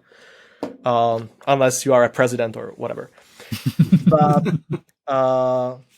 yeah, you asked about like, should I understand it as why am I humble? Yes. Why are you still humble, even if you surpassed them like tenfold? So the thing is, everything is relative, you know? And even though I wouldn't like to admit it, I still compare myself to others. And it's good to compare yourself not only to people that are better than you. Obviously, that's important. But it's also important to compare yourself to people that are that have basically, for example, smaller channels, you know? So when you compare your channel to smaller channels, you can tell yourself that you actually made some decent progress. So that's great. But it's also important to compare yourself to bigger channels because you still have a long way to go. And I assume that if you think that you are a big star, if you have, for example, 20,000 subscribers, you are not comparing yourself to the right people. Because there is always room to grow. Like, even if I had 500,000 subscribers, like let's say Emil, I am not sure how approachable he is. I assume he is. Okay, so he is, and that's not because, or I think it's because he is comparing himself to channels that are outside miniature painting niche. So he fully realizes that he still has room to growth as well. And like that's always the case. There is always bigger fish, as Qui-Gon Jinn would say from Star Wars. So yeah, I think that you just have to compare yourself not to the smaller channels only, but also to bigger ones. And that's what I do constantly. Like 100,000 subscribers, that's still nothing on YouTube, you know? it can still generate nice income. Like sure, you are not nobody in this niche, but outside of this niche, I am nobody. No one will recognize me unless I go to Golden Demon and like it's like super special event. But even so, just few people recognized me, or maybe someone didn't approach me, you know. But for example, I approached Darren Latham, and I wanted feedback for my miniature, and he didn't know who I am, you know. Yeah. And I didn't assume that he will know or he won't know. I just wanted the feedback. And Did you strut up like hi there? Yeah, like a total Sigma male wolf, you know? This is my miniature, check it out. No, like not at all. But basically I asked for feedback. He told me that it's really nice, and he asked me whether I have Instagram or not, you know. So that also like puts things into perspective. Like there always are people that don't know your channel. So yeah, there is no reason for me to get arrogant or to have this like superstar mindset. Like, so I hope that answers the question. Yeah, you are actually surpassing people that you surpassed already, like with tenfold of subscribers, but you surpassed them with your mindset. And that is something, if you're listening to this podcast, I'm switching into my moderator role here. If you're listening to this podcast and you want to learn something, is that always be looking outside of your box, outside of your comfort zone. I'm doing a lot of personal growth stuff right there at the moment, so you won't tell. But always look outside of your comfort zone, outside of your niche. There's always a bigger fish. If you want to take something from this question, that's it. Yeah. Absolutely agree. You know, yeah, that's perhaps the best way to describe it. If you get into this, I am a superstar mindset, perhaps you are way too much inside of your comfort zone. You that's definitely not your good for head growth. in your ass. Yeah. Yeah. I have a twofold stupid question. Okay. Oh, please. So, how long was the beard when you started YouTube? and is there pictures or video without the beard? There is not a video without the beard. And regarding the growth, you know, I also have to trim this shit. So like, I cannot really tell you. If it's too long and too messy, too scruffy, it looks like shit. So yeah, no idea how short was it when I started. I can actually look it up. It was a fair bit shorter, I'm sure. And I can actually send you my picture without the beard if you want. Looking at it now, I would really like to see how it looks like if you just did the shops. Like this, that would be just the handle, just the yeah. Okay, so I will send it to your Discord, Peter. Cool. You can ignore the next question, and the next question would have been, what are they feeding you to grow such a beard? Who? But my GF? Yeah. Oh, she loves it. Oh, there's a significant other. Yeah. I have a girlfriend. Yeah. Yes. So every female listener, sorry, he has a GF, and there's no OnlyFans coming. But but so the real question is, what you mentioned before, that you paint gaming pieces. So I assume you game. So what do you play? Okay, so I don't. By the way, Peter, I sent you the picture, but it's not entirely without beard. But I didn't find any better. That's a different person. Is it? Yeah. Forward. I'll send it to Björn so he can show it in chat. Yeah. Sure. No, I will not show this in chat without permission, dude. No. You can actually show it. That's fine. I actually told myself that I will post it once I reach 100,000 subscribers, but somehow I forgot. So You can do it for me, guys. Basically, Yeah, hit it. Oh, you can there you go. actually. You can. What the fuck? When did you start modeling, motherfucker? What's going on here? Look at this smooth. He's there with his golden watch, looking like a freaking pimp.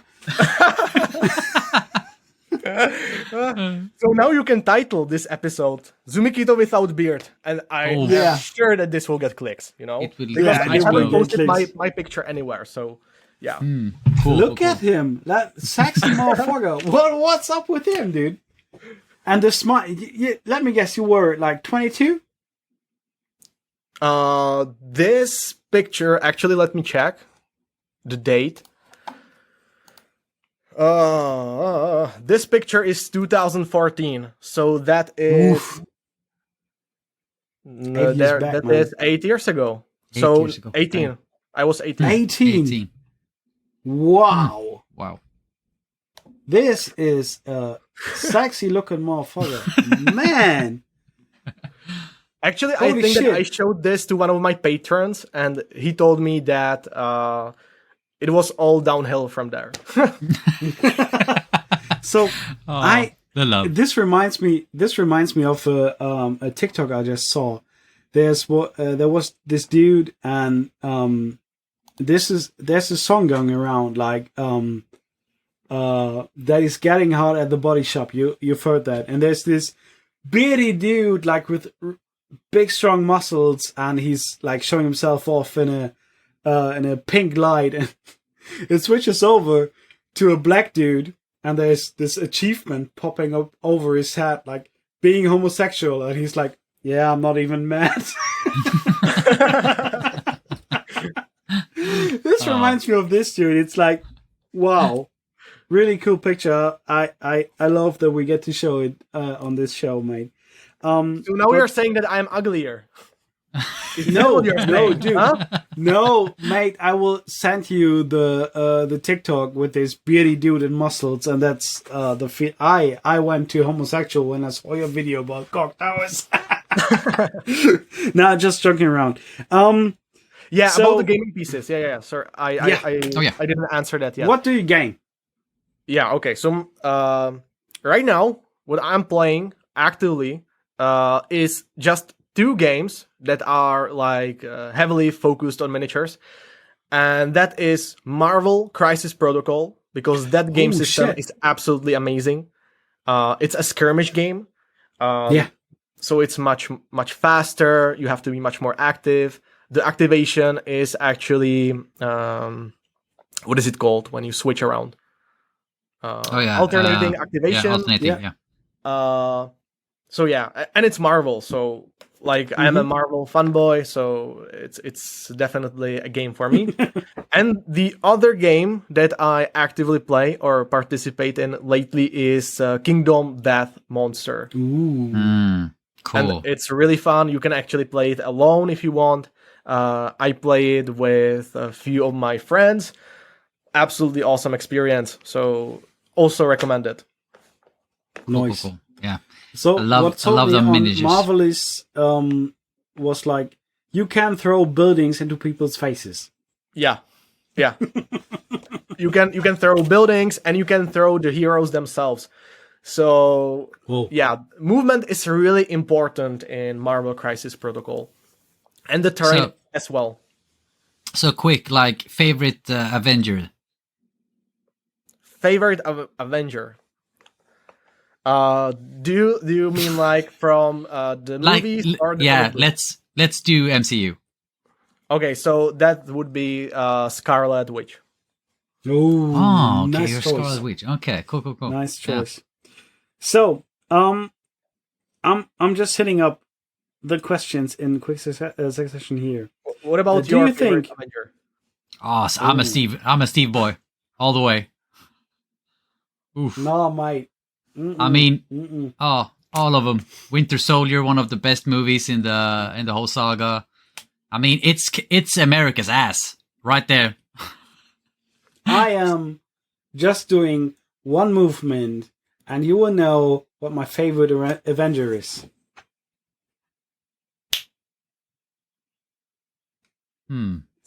So yeah. that can I- either be Thanos or Hulk. or Iron Man. That's Iron freaking Man as Iron well. Man, dude. Yeah. Fucking Tony Stark. Yeah. Like having a big ego like he does, and then making the move to finding yourself, finding inner peace from being a fucking Yeah, prick. yeah. But Captain America with a hammer, man. Hammer time. You know, actually, No. like Steve Rogers is too much of a goody pants for me. I also like Tony Stark way more. Like what I love about his character is that he is always improving, and that's what I'm, Oh, yeah. I'm Yeah. fan of. Yeah. I'm so like I'm so there for the small stuff. Like of course all the big stuff is so cool too. But like in the first Avengers movie, like Tony's flying around the city shooting stuff. Hulk and Thor is like doing this big snakes thing, and Captain America is like, we gotta save these people on this bus. and I'm so there for that stuff. Like he's of the people. Like and taking it away from the Avengers, of course. Growing up with Spider-Man. Those, yeah, my God. Actually, my favorite Avenger would be Rocket Raccoon. Because That's- he's that's a good non-stop like, fuck all you guys, I am cool. I'm right, you're wrong, that's Rocket Raccoon. So yeah, choice made, Rocket Raccoon. But you talked about painting 75 mil, and you don't do it that often because of the algorithm. So first question is, do you think there's a place for anything other than Warhammer on YouTube? Adding to that question, what would be your favorite producer of 75 mil figurines? Okay, so I guess Kingdom Death also does some 75 mil scale stuff. So either that or those Limbo 208 miniatures. Cool. So Cool. yeah, it's basically sexy ladies. Do you think there's a place for that on YouTube? Well, I didn't get banned, so So my favorite are Loot Studios. Loot Studios, yeah. Yeah, Awesome stuff. they make awesome 75 mil. And also, not quite as known as Loot Studios is White Werewolf Tavern. Yeah, I also know them. I was actually one of my videos was sponsored by them. Cool. This is one of my latest things on my painting desk. It's And pretty it's cool. an old, really old White Werewolf Tavern miniature. Yeah, I wanted to say that it doesn't really look like White Werewolf Tavern stuff. Yeah, it's Because one they of the do more earliest like things creepy they stuff, made. right? No, that's not creepy. They often go into. It's not creepy. I would say sometimes it's like more like fantasy stuff, and sometimes it's more like horror stuff. Yeah, horror. Yeah. Yeah. So speaking about sponsoring, I just had a thought. You said you didn't have any sponsor right now, but would you do it, or how do you feel about sponsors? Oh, I do have sponsors, or Okay. like many of my videos are sponsored. Oh yeah, And yeah. also, like there is this sort of I don't know. I was if you thinking can like call it- paint line or like tools and stuff like that. Okay, so I don't know if you can call it like sponsorship, but like or let me ask you this: what do you assume is a sponsorship? I wouldn't like. I don't think it's painting only with it, basically. But let's say that you were sponsored in a way that you should mainly use their stuff, basically, and that you should like you had it on your screen, like sponsored by Vallejo or Pro Acryl or what be it. Like, would you do that? I think it really depends on the conditions, you know. If for example, AK Interactive approached me that they want me to use only their stuff, it would be possible, but perhaps not for all videos, because when I, for example, compare Paint, I cannot do that. Yeah. But that would be acceptable. But like when we talk about sponsorships, I mostly imagine me getting money from the company, and in return, they get exposure or some kind of benefit because I am promoting their stuff, you know? Yeah. Like Squarespace.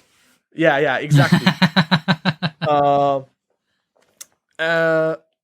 So on one hand, you could say that I'm sponsored by Redgrass Games because I get wet palettes and brushes from them, and like there are actually good brushes. I actually use them even like outside YouTube. That sounds terrible when I said that it's sponsored. So yeah, but there we go. It's all right.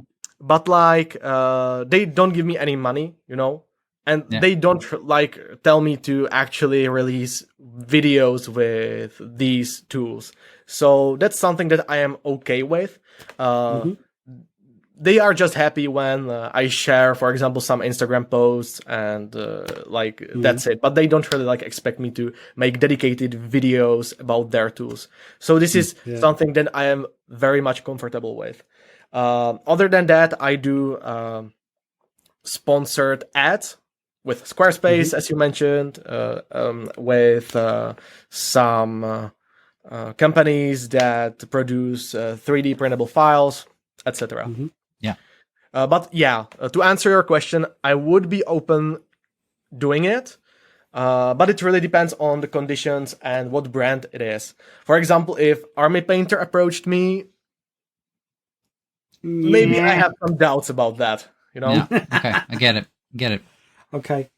So I am nearly done with my questions, and the last one will be to pick your brain. But you said you researched YouTube like quite a lot. Did you use any tools like vidIQ or something? I did use vidIQ and TubeBuddy as well, and I still actually use TubeBuddy, but I don't find it as useful. There is one tool that is quite interesting, and that's A/B testing. So, for example, I have two thumbnails, and I think that both are quite good, but I cannot decide which one is better. So I A/B test them, and basically I shove them into this software or studio in vidIQ. But it's actually premium feature, so you have to pay for it. And it switches the thumbnail every few days to decide which one is better. Ah, cool. But like other than that, I don't think like they are super necessary. But they are nice. All right. Getting close to the end, what's your favorite brush? My favorite brush... Is it Redgrass? Would be, of course, Redgrass Games. The best brand in the world. Okay, but like actually, those are good brushes, but the brand I stick to the most is DaVinci Maestro Series 35.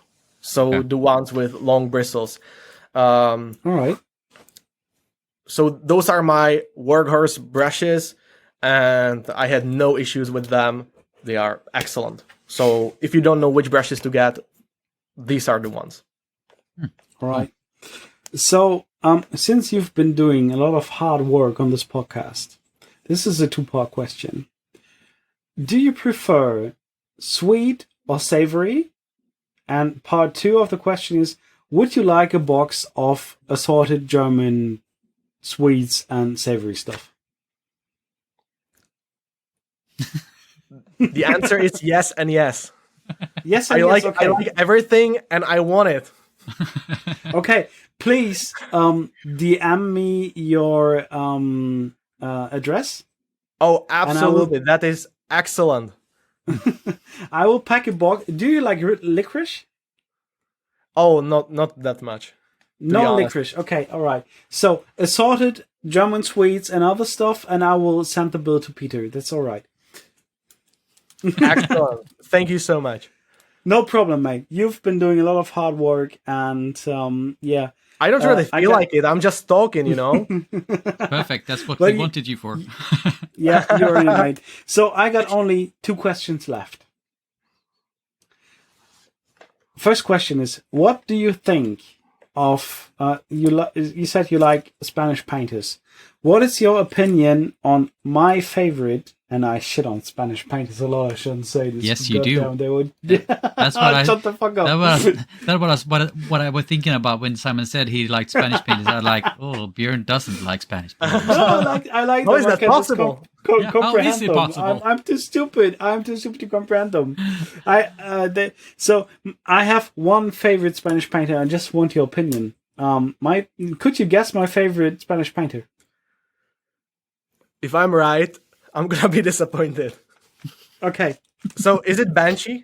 No. But Okay. it's close. It's close. It's close. Second guess. But like not to shit on Banshee. Like he's fine, but like he He's posts female. way too many Instagram stories for my yeah. liking. But you're this close. You're this close. Second guess. And like, what do you mean I'm close? Like, is he in Miniature Art Academy or Yes. is it David Aroba? Yeah, it's David Aroba. That's my favorite Spanish mini painter because he mostly hits home to my style. If I could define after 2 years of painting, if I could define a style and something I strive for, it's David Aroba, and I just want your opinion on the stuff he does. So, I don't really have a refined opinion on David Aroba's style. I followed him for a while, but like his technique, I have to explore a bit more. But I know that when I was at Golden Demon, I talked to one member of our Czechoslovakian team because one of Slovakian painters joined us, and he really likes David Aroba. So he described his style and his technique, how he approaches painting. And actually, it really intrigued me because what he does, he puts many dots and lines next to each other to create like more information on the miniature. And that's very typical Spanish thing to do, I guess. And then he glazes over that. So he always like sketches dots and lines and then glazes over that, or like fat glazes over that, I assume. Is that correct description? I think the thing that mostly sticks out for me is I have been described as a painterly painter. And for me, he's like the role model of painterly painting. Like, if you look at his stuff, it always looks like picked out of a 1900 canvas. He has like high value jumps. He uses a lot of techniques like stippling and stuff. Yeah, that's it. That's exactly it. Yeah. Yeah, and he always looks like it's painted by a painter from the 1900s on canvas. And since he's like the absolute upgrade to my painting style, this is a person I look up to a bit. And yeah. Yeah, I really like it, you know. So you are looking at it from more like big picture stuff. Yeah. I look at it from like the technique standpoint. So yeah, I like the overall impression, absolutely. That's why I started following him. But like what impressed me even more is how he gets there, so the technique itself. So yeah, I really like it, but I have to explore it more. Because from what I have heard, it's not even like that time consuming as what many, let's say, Polish painters do, because they stipple glaze for eternity and then they get this perfect gradient, you know? So David doesn't do this. He paints more painterly, as you would call it. Yeah. Yeah. So yeah, So- like it. Nice. So the last question is to really pick your brain, because I have the chance to talk to you right here on this podcast. Again, I'm me with my stupid two-part questions, but I think you may have like briefly looked at the stuff I'm doing, and or at least I hope. And what is the one thing you would change on my channel, and what is the one thing you would change on my painting? Okay, so That's I will hard. start with the channel first, because Yeah. I think that's, at least I for got me, my more notes. obvious. So let me actually open YouTube and look at it properly. Oh man, this is gold. It's a secret, just the the one secret thing. agenda. Like one the, thing? the- Just yeah, the- one? just the one. Yeah, just the one. Just the main thing, because I will get it tomorrow. Just one And thing. that's the Simon What do you found mean hundreds. one? There's like That- 25,000 that's right there what you things I would mentioned. change. That's right there what you mentioned. I see that you upload quite often, and I think that you don't have to upload as often, like even shorts, you know? Okay. But this is not 100%. This doesn't have to be 100% correct, you know. It really depends, you know. But what I want people to avoid is posting too much stuff that many people are not interested in, you know. Some people approach YouTube as this carpet bombing, you know. Yeah. They try way too much stuff, way too much different stuff, but that's actually not the right approach, because you are not gonna get the right audience with all the videos. You want to produce videos that can be, how to describe this? If I have a viewer, I want him to watch every single one of my videos.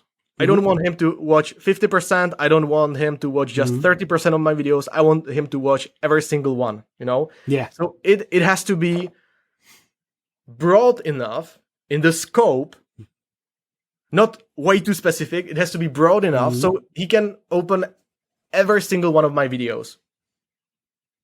You know, if I upload a video on how I paint, for example, purple space marines, that's not gonna do well, because it's way too specific, you know? If you're gonna upload a short on... But once again, I am not so sure about shorts because I don't have too much experience with them. But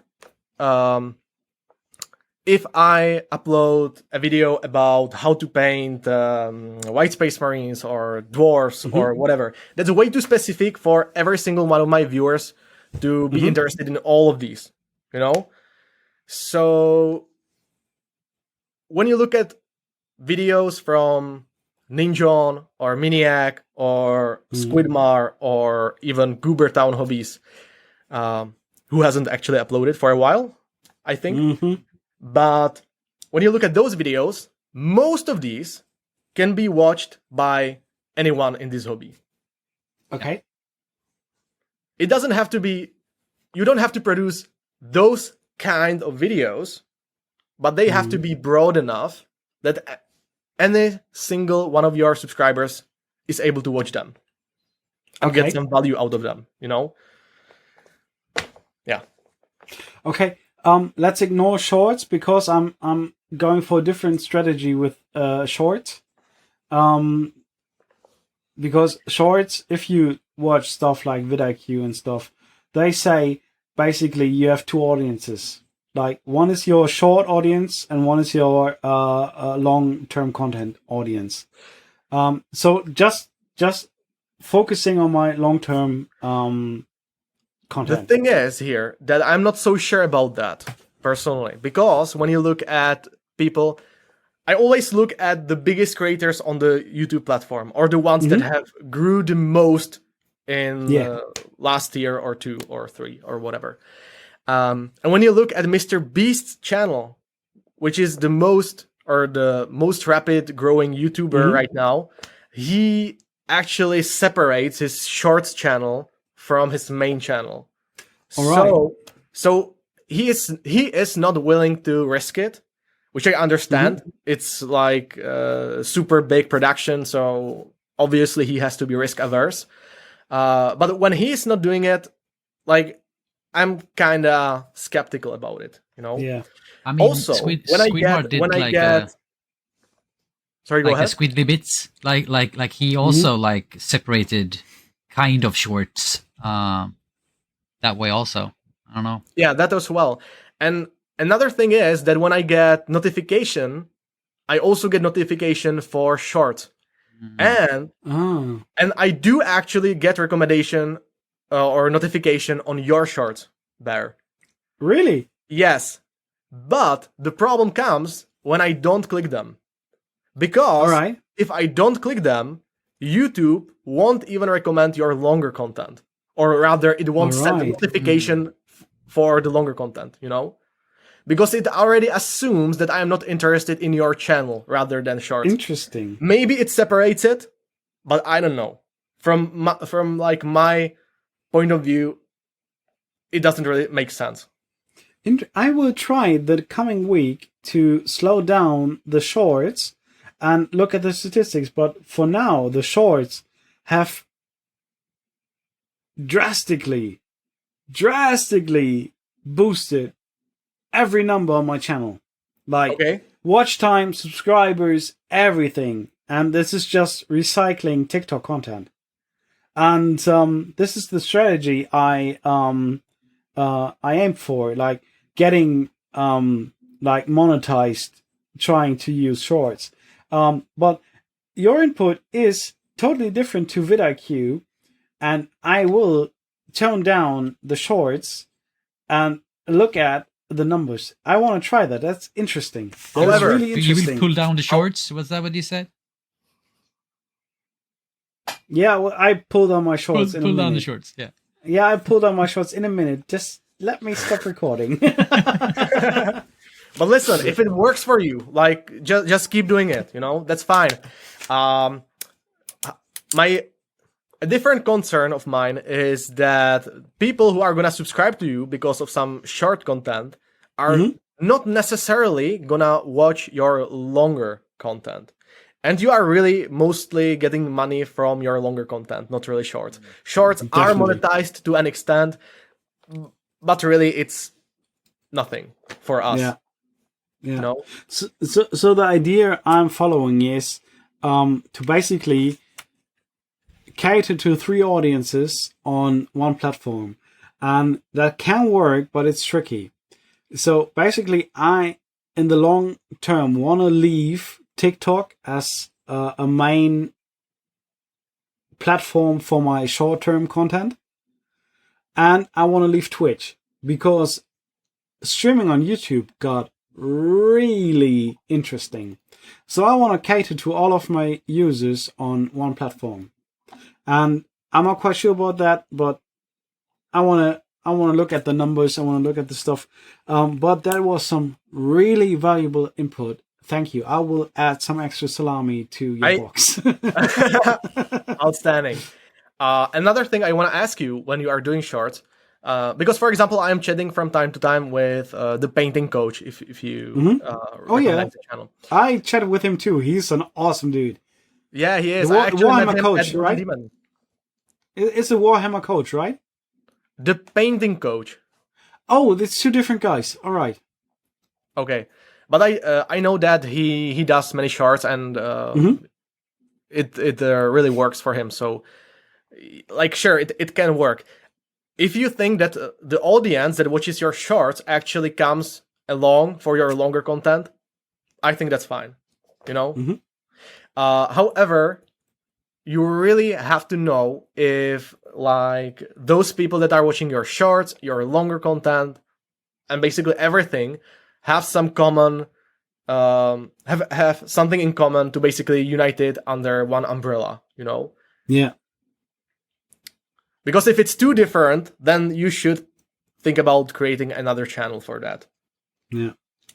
So basically, the idea to go to TikTok before shorts were a thing was to how do I put it?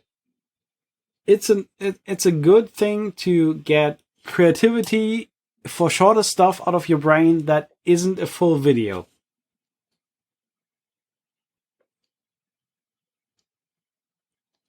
Okay, I would need an example of that to actually like make some sort of judgment. Okay, Because how do I put it? as I can see, you have, for example, painted the Boba Fett. And what is the video about? Is it just like? Is it just? Yeah, that's Is it just? the showcase, because people like seeing the finished product without seeing the way to the finished product. That's one of the bigger videos. But let me think about. Oh yeah, one of the biggest videos I've made is about safety, like wearing a mask while priming. That's one of the bigger videos, and that's too short of a content to put into a full video, but it's great for a short.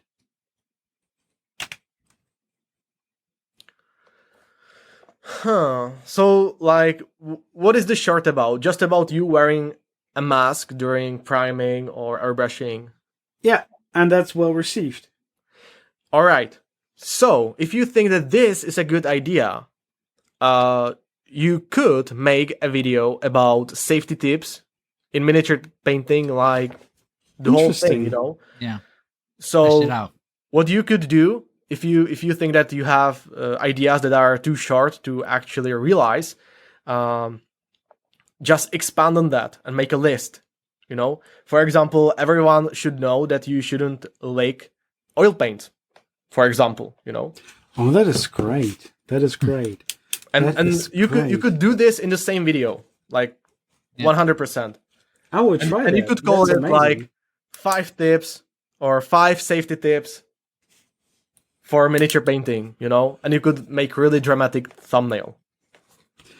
I will, and I have another one that I will actually use for that, because the one video I switched.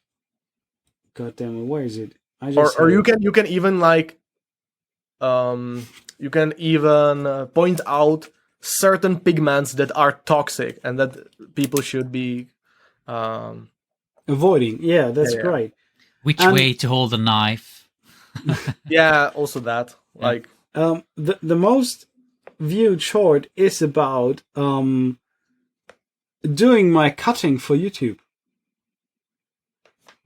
okay. So that's one of my most viewed shorts. So I can make a full video.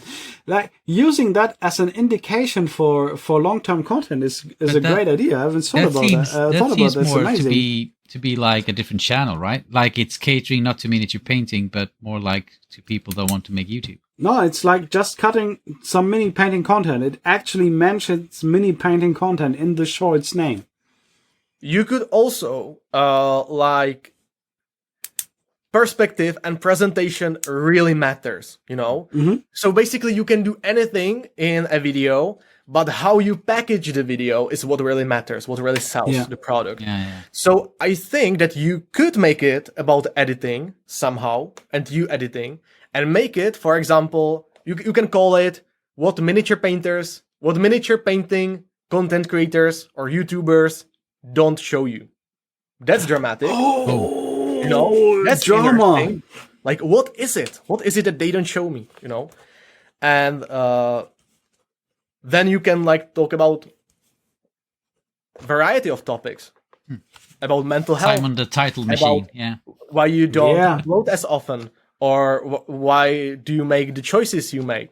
You know, Yeah. or talk about other YouTubers. Why do you think that they are growing? Why are not other mini YouTubers growing? Why are you running your channel? What is your goal with your channel? You know, like Yeah. these are ideas that you can expand on in such video, I think, Oh, and fuck, also mate, show the editing. you made a 6-month content plan in 30 seconds. Great, man. Thank you. But my last question is, what is the one thing you would change about my painting? Oh yeah. All right, so currently I am looking at a mini that is from March the 2nd. Is Is it on Instagram? Yeah, it is on Instagram. All right, let me grab Instagram. And, It's like a lady on hexagon base, and I assume that it's a 3D print from Loot Studios. Yeah, it is. It is. Was a video, and I failed this paint job, and I was like making a video about how it's okay to fail and how to learn and how to grow. Right. So let me ask you: do you have the Mini right in front of you or on the computer? I can grab it in 1 second.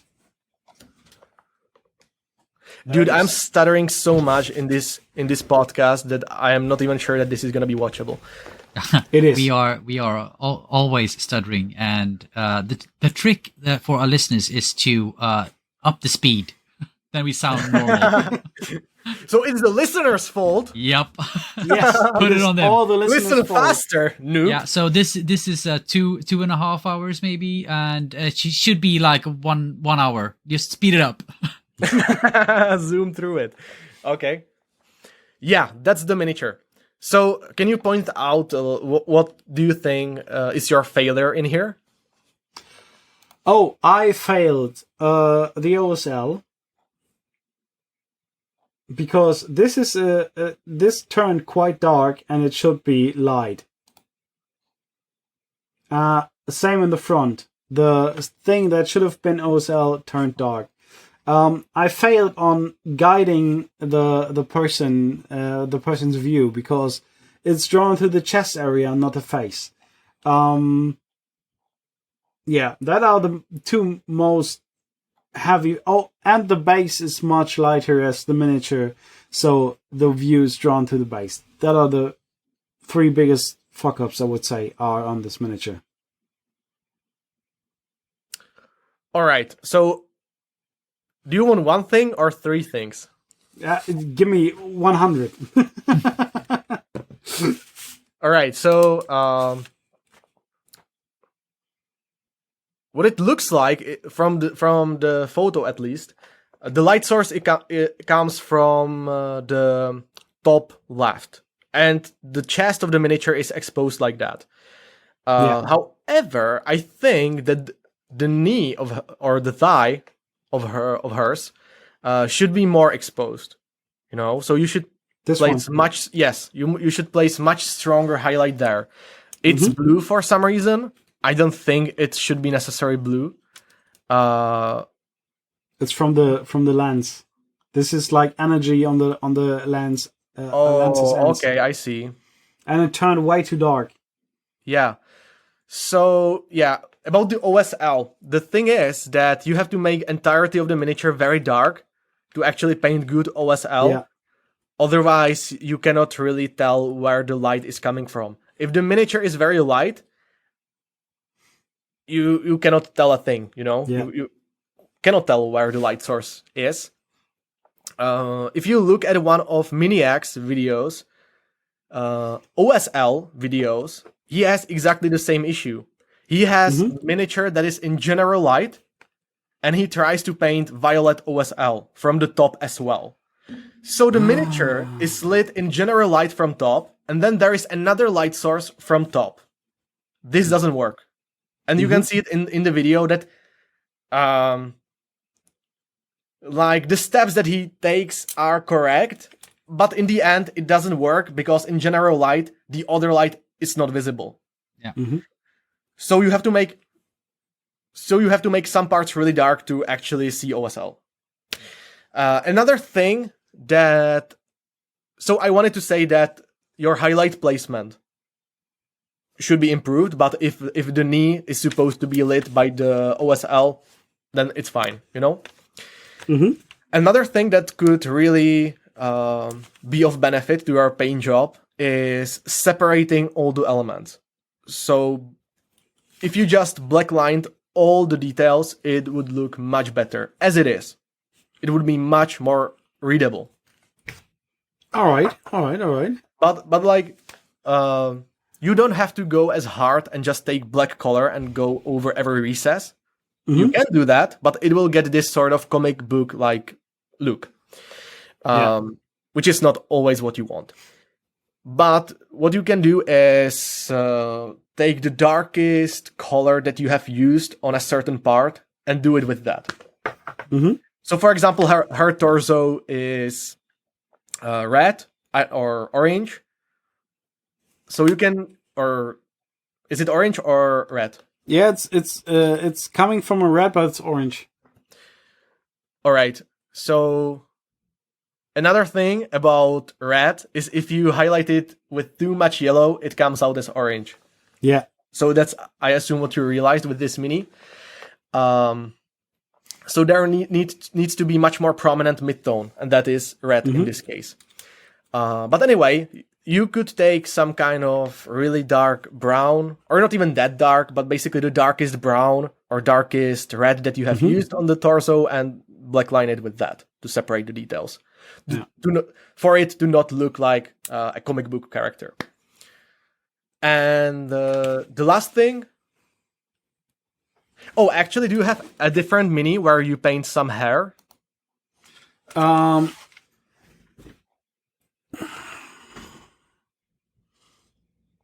This one.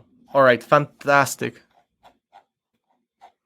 It's on the Instagram as well. No, it's not on Instagram, I guess. It's not. Okay, one thing about hair that many people don't really understand is that hair is not highlighted like spaghetti. Some people make all the recesses super dark, but actually that's not how hair works. Because if you look at my hair, there is this highlight. Yeah. And even like there are no hard black lines between each hair, you know? Yeah. Between each strand. So that doesn't really make sense. You are supposed to make this horizontal highlight. Yes. And like that, for it to not look like spaghetti. I see it now. I see it now. It's like more like the body of hair is making a form, and you highlight the complete form instead of the strands of the hair. Exactly. So for example, it forms a sphere, and you paint it like a sphere. But this is the freaking best feedback for hair I have heard in a long time. But this especially applies... Well, unfortunately, some miniatures are not sculpted properly, you know? Some miniatures have this, like, sort of spaghetti hair themselves. Yeah, she has. And in that case, it's really difficult to do it with a brush. But some miniatures have actually hair that is quite close together, so you can just highlight it as the whole shape, and it's fine. So yeah, this especially applies to highlights. In the highlights, you can see one united color. I don't know how to call it, you know? But in the shadows, you can actually see, maybe not on my hair. Well, maybe yes, maybe not. Maybe on my hair. But especially, yeah, maybe not there. But especially in the shadows or shades, you can see that some strands stand out and are lighter, and some recesses are darker. But in the highlights, where the hair is even in one shape, the highlight is even. That is I don't know if it makes feedback. sense, but there we go. No, it is. Because this is from a video where I intentionally said I fucked up the most. And intentionally went out to show people that I fucked up. But I did not show everything where I fucked up. So this actually gives me the idea to make a second video saying I got feedback to this where I fucked up even more. And I hope to, but if I go out into the internet and say, okay, I made a video about how I fucked up on this one, and I'm making a second video on how I fucked up even more after I got feedback, and I'm still cool with it, and I still learn stuff, I think that could be a really huge inspiration for people just to be cool with fucking up and learning. Of course. Which is great. I actually want to show you on my screen what it looks like, so you can get the idea. Can you see it right now, what I have? Yeah. Here? I can see it, yeah. I can see it. So you can see that this highlight right here is sort of united, you know? Yeah. There are still some recesses that are more prominent, but not really. And in the shade, like right here, some strains stand out, some not really. So that's the point with hair. All right. Peter, would you be so kind and take over for a minute because my dog is wincing and I think he needs to do the deed and go outside. I will be back in 1 second. Thank you. Well, we are closing in on the end as well, I think. I just had a thought when we talked about David Roba before, with styles and stuff. You mentioned that you like trying new stuff and like learning different techniques and stuff. And what I feel I've been like for the 2 years that I've been painting right now, I've been jonesing to try a lot of different stuff. Like I got deep into oils, looking on James Wapple, like doing only oils for a while, and I've been trying like going more hard on airbrushing, going in all kinds of directions really. And lately I've been looking more and more into like Craft World Studios style. Like I'm really intrigued in their style. I love it. Yeah, it's so, but it's, to me, it's like, I've watched a whole lot of their videos and their tutorial guides. I don't have the click yet. I have to try it more, I think, but I really love the outcome of it. So yeah. Do you have any, like, what have you tried? What do you think you have left to try? And like, really, have you gathered anything, like collected anything to your style in all of those things that you've been trying during I think that the direction that you are heading is something that I need as well. I am more like logic-based painter. Yeah, I see more in a way of technique rather than the big picture, let's say. Yeah. So I need to actually try out more artsy stuff, and Craft World Studio actually offers that. So I think that's something that I really need to try, because it's a lot of wet blending, and I absolutely love the result. It's not as technical, but it's more about color choice and color theory and the composition. Yeah. Or at least that's what I see. Yeah. Also, composition itself is something that I need to learn about. Another thing that I really need to learn is freehands and painting backdrops, because that's something that I love. I don't think that I'm very good at it because it's more like traditional art. Yeah. And basis, of course. And basis, yeah. Cool. Okay, the dog has been relieved, I guess, Björn. Oh, dude, he was.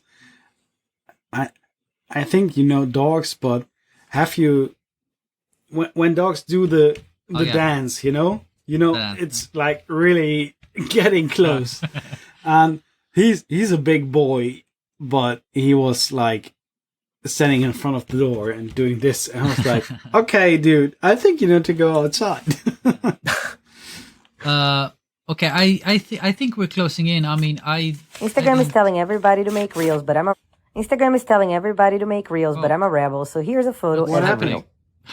Instagram is telling everybody to make reels, but I'm a rebel. So here's a photo as a reel. What's happening? Instagram is telling everybody to make reels. Oh yeah, Instagram popped up and said make reels. Yeah. Perfect. I didn't know or think that we would run this long, but I'm very glad that we did, and that you had the time to do this. I know that you said that it would be like, oh my god, that's late to start, and here we are 2.5 hours later. Well, it is late. Yeah, that doesn't disprove anything. Exactly. But before we go, can you just tell everybody, Simon, where to find you and all that stuff? Well, I think that you can just Google ZUMIKITO anywhere. I'm not sure if there are going to be some show notes or some description. Of course. I assume. It will. So perhaps there is going to be a link if you want to know and learn more about me. Of course, follow my channel, ZUMIKITO Miniatures, or Instagram, ZUMIKITO with 0 instead of O, because that username was taken. By a janitor. Yeah. By gender, yeah. Also, that would be an irony. Yep. please, if you would, shout out everyone you want to show some love to. That would be great, because we are all about sharing the hobby love, and it was great to have you here. But such a great mind has definitely some people he likes. So if you want to, this is your place. Shout out everyone you want to shout out. All right, so if I wanted to shout out everyone, it would take way too long. So I will shout out the people that I mentioned already. So let's shout out Alice, Ataraxia Studio. Then let's shout out MiniQuest64, which is Sergey, of course. And let's shout out the painting coach, who makes very nice, concise tutorials. Nice. Go check everybody out. Yeah. Yeah. Follow, like, subscribe, everyone. Peter, you want to take us out, or should I take us out? You can take us out. I've been talking so much this episode. All right, guys. If you liked this episode, and if you liked our dear guest, ZUMIKITO, please follow, support him on Patreon, and wherever you can, sub to his channel, comment and like on his videos. He's up and coming and way over 100k, and still needs every one of you guys to support him like we do as well. So if you like this episode, please feel free to comment on the YouTube channel, sub to us, leave a rating on your favorite podcast platform. And if you want to support us with your hard-earned cash, it's no problem. Peter and me, we both got a Patreon, and you can support us there. Also, we got like Teespring shops where you can buy merch for each channel and this podcast, which will go directly into the production of this lovely little show. And it has been a blast having you here listening to us. And thank you again to ZUMIKITO for being on the show, and let us pick your brain. Thank you. Thank you guys so much for having me. Bye, guys. So if you listen to us wherever you're going, whatever you're doing, driving, painting, whatever, please come back. We appreciate you. Have a nice day, night, whatever. Bye, guys. Bye-bye. Bye.